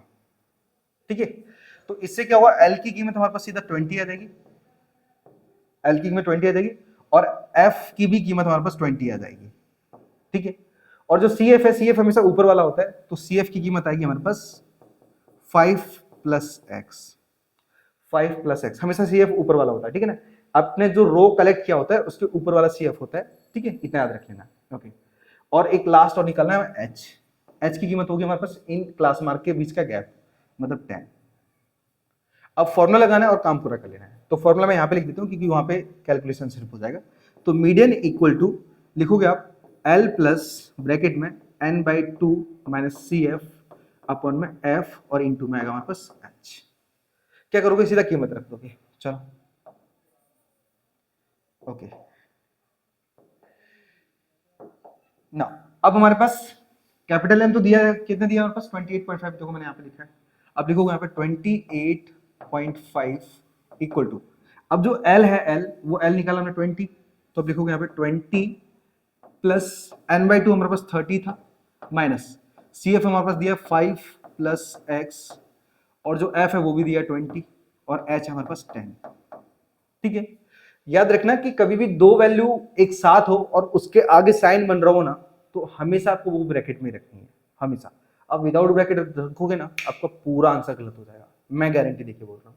ठीक है, चलो तो इस 20 को पहले मैं आगे लेके आऊंगा, तो यहाँ पे 28.5 माइनस का 20 एंड प्लस इस माइनस के अंदर मल्टीप्लाई करो तो 30, सॉरी ये यहाँ पे जो इक्वल है ना, इक्वल बचेगा क्योंकि 20 तो उधर चला गया, तो ये साइन अब कोई मतलब के नहीं रहा। अब क्या करेंगे, यहाँ पे 30 एज इट इज लिखेंगे, ये माइनस के अंदर मल्टीप्लाई करेंगे तो माइनस का 5 माइनस प्लस माइनस का x, और ये 10 2 जा 20, मतलब अपॉन में बोल सकते हो सीधा 2 आ जाएगा।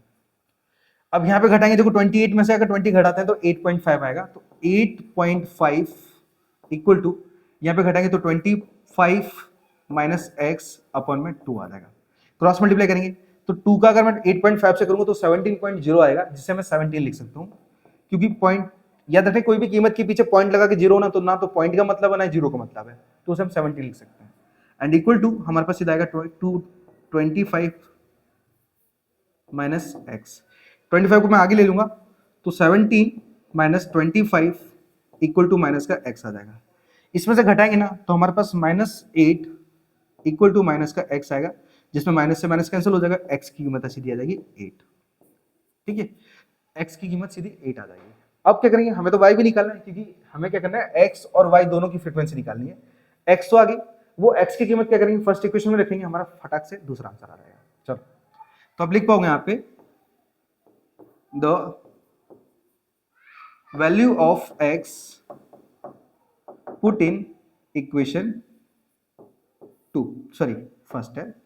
अब फर्स्ट इक्वेशन उठा लो, तो यहाँ पे x plus y equal to 15 दिया था, x की कीमत कितनी 8 है, तो लिखेंगे 8 प्लस वाई इक्वल टू में 15, इस 8 को उधर ले जाएंगे तो y इक्वल टू 15 माइनस 8 हो जाएगा, तो y की कीमत हमारे पास आएगी सीधा 7। ठीक है, तो x की कीमत हमारे पास आएगी कितनी 8 और y की कीमत हमारे पास आई 7। बस ये हमारा आंसर होंगे दोनों, सिंपल, कोई ज्यादा हार्ड नहीं, एकदम बहुत इजी है। ठीक है, चलो बढ़ते इसके नेक्स्ट वाले क्वेश्चन की तरफ, नोट कर लो। Okay, question number 52। Question number 52 में बोला गया है कि the table below show the daily expenditure on the food of 25 household in a locality, मतलब लोकल एरिया में क्या है, कुछ 25 घर है और जो क्या कर रहे हैं अपने फूड पर स्पेंड करते हैं 100 से 150 रुपए, 150 से 200 रुपए, कुछ यहां तक। अब बोला गया कि find the mean daily expenditure on food, मतलब एक घर का मीन निकालना एक तरीके से, मतलब एक घर का नहीं, सॉरी टोटल मीन, मीन बोल सकते हो हम, एवरेज बोलते हैं उसको। ठीक है, चलो अब मीन के हमारे पास 3 फॉर्मूले हैं और मुझे सबसे बेस्ट जो फॉर्मूला लगता है वो है हमारे पास स्टेप डेविएशन का, क्योंकि उसके अंदर क्या होता है, फटाक से यूआई भी निकल आता है, एफ आई यूआई भी निकल आता है, इसलिए बाकी तीनों फॉर्मूले इजी हैं, आप तीनों से कर सकते हो। ठीक है, मैं आपको बताऊंगा सिग्मा एफ आई यूआई वाला। चलो ओके, यहीं पे कर लेते। चलो अपने पास यहाँ पे देखो, ये जो क्लास दिया है ये एफ आई होता है, हमेशा याद रखना। अब एफ आई के बाद निकालते हैं हम एक्स आई, मतलब जो कि हमारा दहेज होता है। मैंने आपको कई बार बताया था कि आपका जो एक्स आई है ना, वो तब तब निकालना पड़ेगा जब जब आपको मीन बोलेंगे, जब जब आपको मीन बोलेंगे तब तक आपको फाइंड करना ही पड़ेगा। ठीक है, याद रखना। चलो तो मीन, अब ये एक्स आई कैसे निकालते हैं, एक्स आई निकालते हैं इन दोनों को सम करके उसका हाफ करते हैं, लेकिन मैं आपको सबसे बेस्ट ट्रिक बताऊंगा। ट्रिक ये है कि 100 और 150, मतलब 100 और 150 के बिटवीन कितना गैप है, आप देखोगे 50 का, देखो 100 और 150 के बीच में 50 का गैप है, इस ऐसे देखोगे तो 50 का गैप है, ऐसे देखोगे 50 का गैप है, ऐसे देखोगे तो 50 का गैप है, डिफरेंस कितने का 50 का है।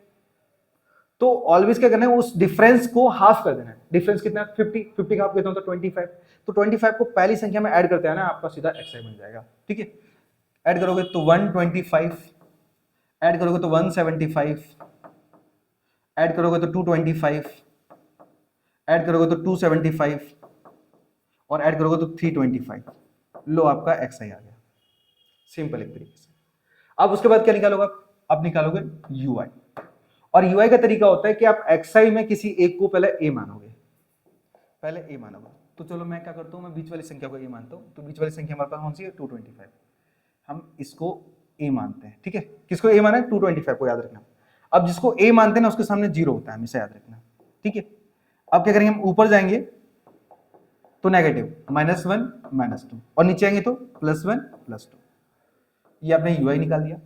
अब निकालोगे आप लास्ट में एफ आई यूआई, मतलब एफ आई और यूआई का मल्टीप्लाई, एफ आई यूआई कैसे निकालते हो मल्टीप्लाई? तो 4 2 जा -8, 5 1 जा -5, 12 का 0 से करोगे तो 0, 2 1 जा 2 एंड 2 2 जा 4, ठीक है। ये आपने एफ आई यूआई निकाल दिया। अब क्या करोगे, जो एफ आई यूआई ना उनका कैलकुलेशन करोगे, मतलब सिग्मा एफ आई यूआई निकालोगे, सिग्मा एफ आई यूआई निकालोगे। कैसे निकालोगे? पहले इन दोनों को ऐड करोगे तो हमारे पास -13 आएगा, इन दोनों को ऐड करोगे तो हमारे पास 6 आएगा, और 13 में से 6 घटाएंगे ना तो -7 आएगा। कहो तो आप चेक कर सकते हो, ठीक है। इसी तरीके से हम निकालेंगे यहाँ पे सिग्मा एफ आई। वैसे वो हमारे पास ऑलरेडी दिया है 25, लेकिन तब भी मैं ऐड करके दिखाता हूँ। देखो 2 और 2 4 हो गया, 4 और 5 9, 9 और 4 13, 13 और 2 15, 15 और 10 कितना हो जाएगा हमारे पास? 25। चलो अब हमारे पास सारी कीमत निकाल ली है। अब हम क्या करते हैं, एक तरफ मेंशन करते हैं और फटक से कीमत रखते हैं और हमारा आंसर आ जाएगा। चलो तो पहले हम निकालेंगे हमारा h। h हमारा होगा क्लास मार्क के बीच का डिफरेंस, मतलब 50 इंटू, अब हमारा क्या है, सिग्मा एफ आई क्या है? सिग्मा एफ आई हमारे पास 25 है। सिग्मा एफ आई और यू आई वो दिया -7, ठीक है। ए की कीमत हमारे पास 225 है, 225, और क्या बचा हमारे पास? और तो सब आ गए, सब आ गए। चलो तो मीन का फॉर्मूला लगाएंगे। मीन हम यूज करेंगे फॉर्मूला कौन सा? By step deviation, step deviation. Formula होता है x bar equal to a plus sigma f i u i upon में सिग्मा एफ आई इंटू में h। ये फॉर्मूला हमारे पास। हम क्या करेंगे, इसके अंदर फटाक से कीमत रख लेते हैं। तो x बार तुम्हें फाइंड आउट करनी है, तो x bar equal to a की कीमत कितनी है? a की कीमत हमारे पास दी गई है 225, 225 प्लस, अब हमारे पास सिग्मा एफ आई कितना है? तो वो -7 दिया है, -7 अपॉन में सिग्मा एफ आई वो हमारे पास 25 है, और जो हमारे पास h है वो दिया है 50, ठीक है। h वो दिया है हमारे पास कितना? 50। अब 25 बन जाए 25, 25 टू जा 50। अब हम क्या करेंगे, इस 2 का अंदर मल्टीप्लाई कर देंगे तो हम लिख पाएंगे यहाँ पे x बार इक्वल टू 225, ये प्लस माइनस माइनस हो जाएगा, और 2 7 जा 14, and x bar equal to 5 में से 4 गया मतलब 1 बचेगा, 2 में से 1 गया मतलब 1 बचेगा, और 2 एज इट इज। तो हमारे पास जो x बार है वो आ जाएगा हमारे पास 211। तो ये हमारा होगा मीन किसका? सब सारे घरों का जो मीन निकलेगा ना, मतलब एवरेज निकलेगा ना, वो 211 रुपीज आएगा, ठीक है। 211 रुपीज। चलिए तो मैं एक बार वीडियो चेक कर लेता हूँ और हम बढ़ते इसके अगले क्वेश्चन की तरफ।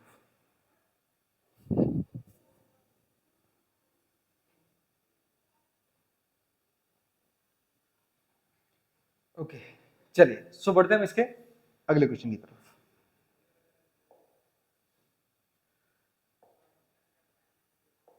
Question number 53। अब इस 53 में समझना यहाँ पे क्या लिखा है कि a box contain 90 disc and which are numbered from 1 to 90। मतलब एक बॉक्स है और उस बॉक्स के अंदर डिस्क पड़ी है जो 1 से लेके 90 तक के नंबर उनके ऊपर मेंशन है। ठीक है कि if one disc is draw at random from the box and find the probability that it bears. कहने का मतलब कि निकाली गई जो बॉल है, मतलब जो डिस्क है ना, वो रैंडम तरीके से निकाली जा रही है, कोई भी नंबर हो सकता है उसके अंदर, तो उसकी प्रोबेबिलिटी निकालनी है। तो देखो हमारे पास सबसे पहले लिखा है अ 2 डिजिट नंबर। ओके अब जो नंबर निकाला जा रहा है वो 2 डिजिट का हो सकता है, उसमें ऐसा बोला गया है, ठीक है। आप लिखोगे सीधा फर्स्ट लिखिए, सबसे पहले लिखोगे देखो टोटल आउटकम, सबसे पहले लिखोगे टोटल आउटकम, और जो टोटल आउटकम है वो हमारे पास 90 है, क्योंकि उस बॉक्स के अंदर 90 डिस्क थी इसलिए।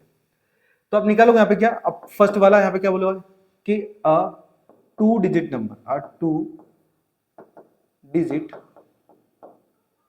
नंबर, ठीक है। अब 2 डिजिट नंबर कितने होंगे पहले समझो। जैसे हमारे पास 1 से लेके 9 तक के जो नंबर होते हैं ना, वो सब सिंगल डिजिट वाले होते हैं, सब के सब सिंगल डिजिट वाले। तो हमारे पास 10 नंबर से क्या होता है, स्टार्ट होते हैं। तो टोटल नंबर कितने हैं, 90, और उस 90 में से अगर ये 9 डिजिट घटाते हैं ना, तो हमारे पास जो 2 डिजिट के जो नंबर होंगे ना, वो होंगे सीधा 81। सिंपल तरीके से तरीका है, ठीक है। अब फॉर्मूला लगा होगा P of E equal to, formula होता है हमारे पास फेवरेबल आउटकम अपॉन में टोटल आउटकम, ठीक है। फेवरेबल आउटकम कितना हमारे पास 81 है, और जो टोटल आउटकम वो 90 है। तो 9 9 जा 81 और 9 10 जा 90, तो 9/10 हो जाएगा इसका आंसर, 9/10, ठीक है। चलो इसी तरीके से हम सेकंड की बात करते हैं। अब सेकंड में क्या बोला कि अ नंबर डिविजिबल बाय 5। तो आपको क्या करना है, 90 को सीधा 5 से डिवाइड कर देना है, ठीक है। तो 5 1 जा 5, 4 इधर आ जाएगा, 5 8 जा 40। मतलब 18 डिजिट ऐसे हैं 1 to 90 के बिटवीन, 1 to 90 के बिटवीन 18 डिजिट ऐसे हैं जो 5 से डिविजिबल है, ठीक है। तो आप लिखोगे सीधा क्या, अ नंबर डिविजिबल बाय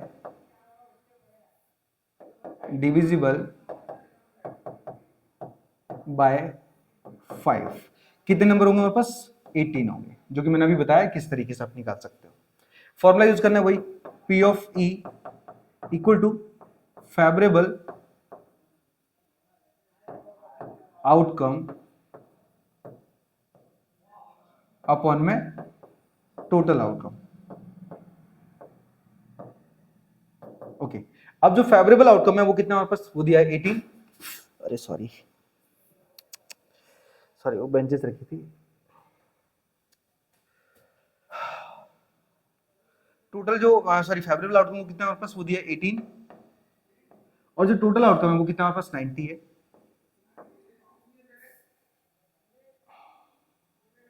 चलो, तो 18 1 जा 18, 18 5 जा 90, तो 1/5 हो जाएगा हमारे पास सेकंड वाले का आंसर। इसी तरीके से आप बात करते हैं सीधा फोर्थ वाले की, सॉरी अच्छा थर्ड बाकी ना, थर्ड वाले लेते हैं। तो मैंने सेकंड छोड़ दिया, ओके। एक काम करते हैं,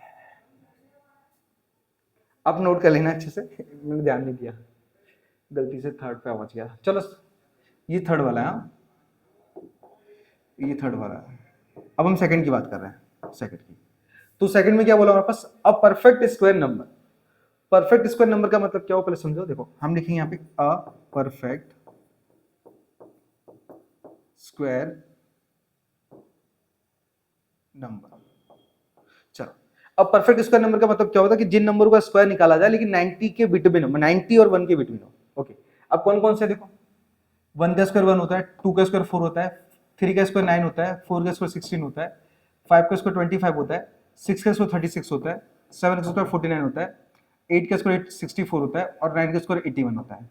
लेकिन अब 10 पे जाओगे ना तो वो 100 पे जाएगी गाड़ी, 100। मतलब हमारे पास ऐसे जो नंबर है, हमारे पास 9 ऐसे डिजिट हैं, 9 ऐसे नंबर्स हैं जिनका स्क्वायर रूट, परफेक्ट स्क्वायर 1 और 90 के बिटवीन रहता है, ठीक है। तो ऐसे कितने फेवरेबल आउटकम हमारे पास 9 है, 9। तो अब देखोगे सीधा formula P of E equal to वही सीधा फेवरेबल आउटकम अपॉन में टोटल आउटकम। अब जो फेवरेबल आउटकम वो कितना हमारे पास 9 है, और टोटल आउटकम 90 है, तो 9 1 जा 9, 9 10 जा 90, तो 1/10 होगा हमारे पास इस क्वेश्चन का आंसर, ठीक है। चलिए सो बढ़ते हैं अपने लास्ट पॉइंट की तरफ। Question number 4। अब इस फोर्थ पॉइंट में क्या बोला पहले समझना। लिखे कि a number that is a multiple of both, मतलब 2 and 3, ओके। अब ऐसा ये निकालना थोड़ा सा मुश्किल हो सकता है, लेकिन आपको समझना पड़ेगा इसको भी। देखो सबसे पहले 2 और 3 दोनों के मल्टीपल निकालते हैं फटाफट, जल्दी जल्दी, ओके। 2 के मल्टीपल कौन से होंगे, 2 से स्टार्ट होंगे, तो 1 तो होगा नहीं, तो 2 4 6 8 10 12 14 16 18 20 22 24 26 30, बहुत नंबर है यार, बहुत बोले ना, दोनों के मल्टीपल चाहिए हमें, दोनों की मल्टीपल चाहिए। एक काम करते हैं, सबसे बेस्ट, ओके, सबसे बेस्ट तरीका भी मेरे पास है यहाँ पे। अपने पास एक तरीका ये है, सबसे पहले देखो क्या करो, जो 90 है ना उसको 2 से डिवाइड कर दो। डिवाइड करोगे ना तो यहाँ पे 45 ऐसे डिजिट होंगे ना जो कितने के मल्टीपल होंगे हमारे पास, 2 के मल्टीपल होंगे। 45 ऐसे डिजिट्स होंगे वो 2 के मल्टीपल होंगे। और इसी तरीके से 90 को क्या करो, 3 से डिवाइड कर दो, तो हमारे पास क्या होगा, 30 आएगा। तो 30 ऐसे मल्टीपल्स होंगे ना जो 3 के बनेंगे, 3 के मल्टीपल्स कितने होंगे, 30 होंगे। अब क्या करो, ये 30 और 45 का क्या करो, एलसीएम ले डालो, एलसीएम, ठीक है, एलसीएम लेना सही रहेगा, हाँ चलो। तो 45 और 30, पहले हम 2 से ले लेते हैं, 45 एज इट इज, एंड यहाँ पे 15 टाइम में, अभी 3 टाइम में, 3 वन 3, एक इधर जाएगा, 3 5 15, 3 5 15, 3 से 3 5 15, एंड यहाँ पे 5 एज इट इज आएगा हमारे पास, फिर 5 से 5 वन 1 1, तो 5 3 15, 15 3 जा 15 3 जा हमारे पास आएगा 45, और 45 2 जा 90। अच्छा एलसीएम तो 90 हुआ, 90 हुआ, शॉर्टकट तरीका होगा यार, एचसीएफ चेक करें तो कैसा रहेगा, एचसीएफ,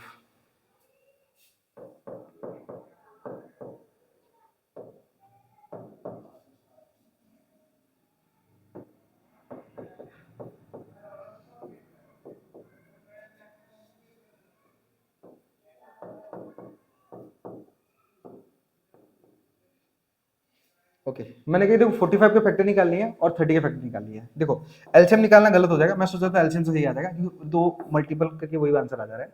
ओके आपको क्या करना है, आपको एचसीएफ निकालना है। देखो एचसीएफ किन कौन से नंबर को बन रहा है, कहने का मतलब कॉमन नंबर कौन से आ रहा है, देखो एक तो 3 कॉमन आ रहा है और एक 5 कॉमन आ रहा है, और कोई कॉमन है, और कोई कॉमन नहीं है। तो एक काम करो, फटाफट क्या करो, इनका मल्टीप्लाई करो। देखो कॉमन 5 3 से कितना हुआ 15, तो हमारा जो एचसीएफ है वो 15 आएगा।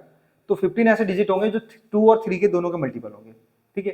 तो आप लिख पाओगे सीधा, मैं एक बार चेक कर लेता हूँ, नहीं तो ये भी मिस्टेक हो जाए, वैसे तो क्लियर ही होने वाला है।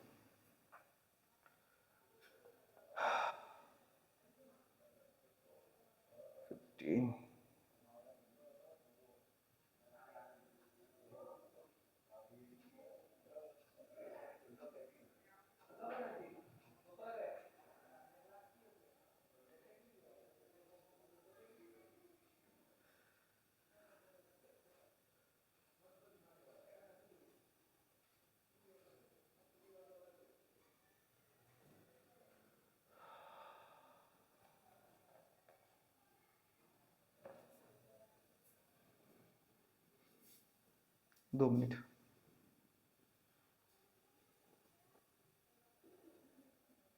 ओके सही है हमारा, ठीक है। चलो तो हमारा जो एचसीएफ आ रहा है, एचसीएफ किसका, इन दोनों नंबरों का, जो मैंने 45 और 30 का जो एचसीएफ निकाला वो कितना है हमारे पास, 15 आ रहा है, 15। तो 15 ही क्या हुआ हमारे पास, 15 डिजिट्स ऐसे होंगे ना जो 2 के भी मल्टीपल होंगे और 3 के भी मल्टीपल होंगे। शॉर्टकट तरीका बता रहा हूँ, ठीक है ना। अभी देखो मैंने यहाँ पे करता गया था तो क्या नंबर इतने सारे हैं ना कि निकालना मुश्किल हो जाएगा। तो आपको क्या करना है, सबसे पहले 2 से डिवाइड करना है, 45 निकाल लिया मैंने, 3 से डिवाइड किया 30 आ गया। तो 45 डिजिट ऐसे थे जो कि हमारे पास 2 से मल्टीपल थे, मतलब 2 के मल्टीपल है, और जो 30 डिजिट्स ऐसे हैं जो 3 के मल्टीपल है। 30 और 45 को क्या करना है, आपको एचसीएफ निकाल देना है, और जो कि ऐसे नंबर मिलेंगे हमें जो 2 के भी मल्टीपल होंगे और 3 के भी होंगे, और हमारा काम सीधा शॉर्टकट में पहुंच जाएगा। तो आप सीधा फॉर्मूला लिखो यहाँ पे, पहले मैं यहाँ पे लिख देता हूँ कि a number is multiple of 2 and 3, 2 या 30 आएगा, 2 and 3। चलो फॉर्मूला कौन सा हमारे पास, तो formula P of E equal to favourable outcome upon में टोटल आउटकम आएगा, ठीक है ना। Total outcome equal to favourable outcome कितना हमारे पास 15 आ रहा है, और टोटल कितना हमारे पास 90 आ रहा है, ठीक है। तो 15 वन 15, 15 6 90, मतलब हमारे पास 1/6 हमारा हो जाएगा इसका आंसर। आई होप 53 का क्वेश्चन वो कैसे किया वो भी आपको क्लियर हो गया हो, क्योंकि बहुत आसान है, सिर्फ समझना जरूर, ठीक है। चलते हैं इसके अगले नंबर पर, क्वेश्चन नंबर 54 पर।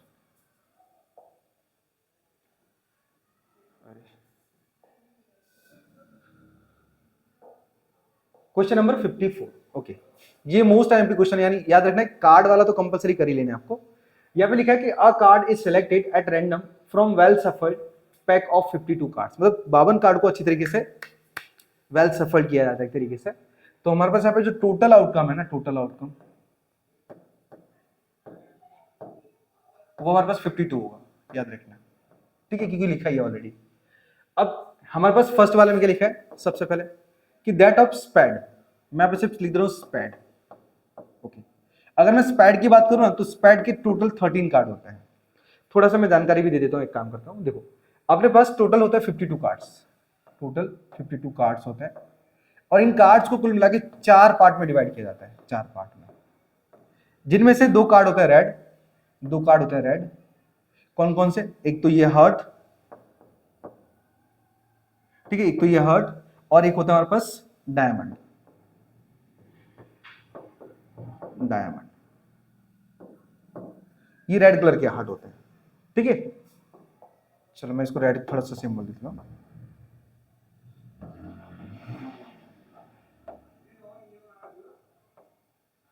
ये दोनों रेड होते हैं, ठीक है, जो कि 13 कार्ड हमारे पास हार्ट होते हैं और 13 कार्ड ही डायमंड होते हैं। इसी तरीके से हम बात करें ब्लैक कार्ड की, ब्लैक दिख रहा है अच्छे से, थोड़ा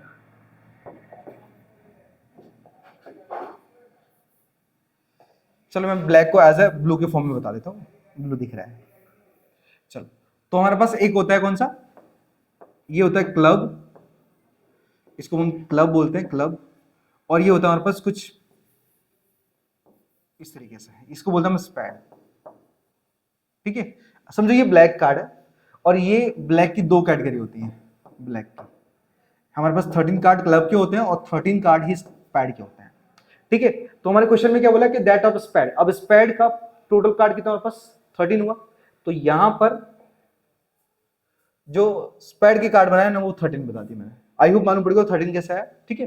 तो फॉर्मूला क्या होता है, फॉर्मूला लिखेंगे P of E equal to favourable outcome upon में टोटल आउटकम आएगा, ठीक है, मैं टोटल लिख दे रहा हूं खाली। अब जो फेवरेबल आउटकम कितना है 13 है, तो 13 टोटल 54 है, सॉरी 52, 13 में 13, 13 4 से 52 हो जाएगा हमारा पहला आंसर, ठीक है। चलो इसी तरीके से हम दूसरे की बात करेंगे। दूसरे में बोला है कि that of a black suit, that of black suit, black suit की बात करें तो 26 आ जाएंगे हमारे पास, 26। चलो that of black suit, okay. तो मैंने अभी बताया था कि हमारे पास जो ब्लैक की कैटेगरी होती है ना, वो 2 कार्ड्स होती है, क्लब की और स्पेड की, दोनों की होती है। तो हमारे पास 13 और 13 कितना हो जाएगा, 26 हो जाएंगे। तो पहले तो हम स्टेटमेंट लिख देते हैं यहाँ पे, ब्लैक सूट, ब्लैक कितने कार्ड होंगे हमारे पास, 26 होंगे, याद रखना। चलो तो फॉर्मूला तो वही है, P of E equal to favourable outcome upon में टोटल आउटकम आएगा, टोटल आउटकम। अब हमारे पास जो फेवरेबल आउटकम कितना है 26, और टोटल कितने हैं 52, 26 में 26 2 जा 52 हो जाएगा, मतलब 1/2 आ जाएगा हमारे पास सेकंड वाले का आंसर, ठीक है। इसी तरीके से हम बात करेंगे थर्ड वाले की। अब थर्ड वाले में क्या बोला गया कि नॉट अ किंग, मतलब किंग को छोड़ के सब ले लेना है, तो हम किंग की बात करते हैं, not a king, not a king, एक भी किंग नहीं है मतलब, ठीक है। तो ऐसे कार्ड कितने होंगे हमारे पास, 48 होंगे। कैसे, देखो बताता हूं। अपने पास ये जो 13 कार्ड है ना, ये जो 13 कार्ड है वो कुल मिला के किंग, एक क्वीन, एक जैक और एक एस, इन सब से मिला के बनाया जाता है, ठीक है। ये 4 हो गए, और प्लस में 2 से लेके 10 तक के नंबर होते हैं, तो 9 कार्ड तो ये हो जाते हैं, और 4 कार्ड ये हो जाते हैं, और 9 और 4 मिला के टोटल हो जाते हैं 13 कार्ड, ठीक है। जिनमें से अगर मैं बोलूं ना, तो जो फेस कार्ड होते हैं ना, फेस कार्ड में एक तो किंग आता है, एक क्वीन आता है और एक जैक आता है, ठीक है, 3 कार्ड फेस वाले होते हैं। अब ये 13 कार्ड देखो, 13 इसमें तो 13 इसमें तो 13 इसमें तो 13 इसमें होते हैं। तो देखो हमारे पास इसमें बोला है नॉट अ किंग, क्या बोला है, नॉट अ किंग। तो एक किंग इसमें भी होगा, इसमें भी होगा, इसमें भी होगा, इसमें भी होगा, तो हमें 4 किंग नहीं चाहिए। अब टोटल कार्ड कितने हैं, 52, तो 52 में से अगर मैं 4 निकालता हूं तो मेरे पास फेवरेबल आउटकम कितना बनेगा, 48, ठीक है। चलो तो फॉर्मूला लिखूंगा मैं यहाँ पे, P of E equal to favourable outcome upon में टोटल आउटकम, ठीक है। तो यहां पे ऊपर 48 डिवाइड बाय 52 कैंसिल करते हैं, 24 इसको डिवाइड करेंगे तो 26, अगेन 12 अपॉन 13, ये आ जाएगा हमारे पास थर्ड वाले का आंसर, ठीक है। फोर्थ वाले की बात करते हैं। अब फोर्थ वाले में क्या बोला कि the queen of heart, the queen of heart, तो मैंने क्या बोला कि हार्ट के अंदर 13 कार्ड यही वाले होंगे, तो सिर्फ अकेली क्वीन की बात करें तो अकेली क्वीन क्या होता है, तो एक ही होगी, तो 1/52 होगा सीधा, ठीक है। मैं यहां पे लिखूंगा a queen of a heart, sorry heart कर दिया मैंने, हार्ट। तो कितनी होगी हमारे पास, वो क्वीन तो एक ही है, क्योंकि हार्ट के अंदर तो सिर्फ एक ही क्वीन आती है। तो हम लिखेंगे क्या यहाँ पे, formula P of E equal to favourable outcome upon में टोटल आ जाएगा, टोटल। अब जो फेवरेबल आउटकम वो कितना है हमारे पास 1, और टोटल कितने 52, कटेगा तो है नहीं, हमारे पास यही आंसर हो जाएगा, ठीक है। तो इस तरीके से कंप्लीट होता है हमारे पास सेक्शन डी। आई होप हर एक क्वेश्चन आपको अच्छी तरीके से समझ में आया, तो वीडियो को लाइक, चैनल को सब्सक्राइब कर देना, जितने भी दोस्त हैं आप उनको दबा के भेजो, मतलब सबका भला होना चाहिए, वो सारी चीजें। और मैं कोशिश करूंगा कि जल्द से जल्द आपका असाइनमेंट पूरा हो जाए। मैं मानता हूं मैंने बहुत डिले कर दिया, ठीक है, और अभी क्या है ऑफलाइन पे मैं ज्यादा ध्यान दे रहा हूँ, मैंने आपको पहले भी समझाया था, तो वो सारी चीजें मैं आप ऑनलाइन पे भी ध्यान दूंगा, डे और नाइट दोनों टाइम वीडियो अपलोड करूंगा, ठीक है ना। बस हमारे पास नून का टाइम सारा बच्चों का रहेगा, जो कि ऑफलाइन बैच रहता है, ठीक है। चलिए सो मिलते हैं हम अगले वीडियो में, तब तक के लिए राधे राधे।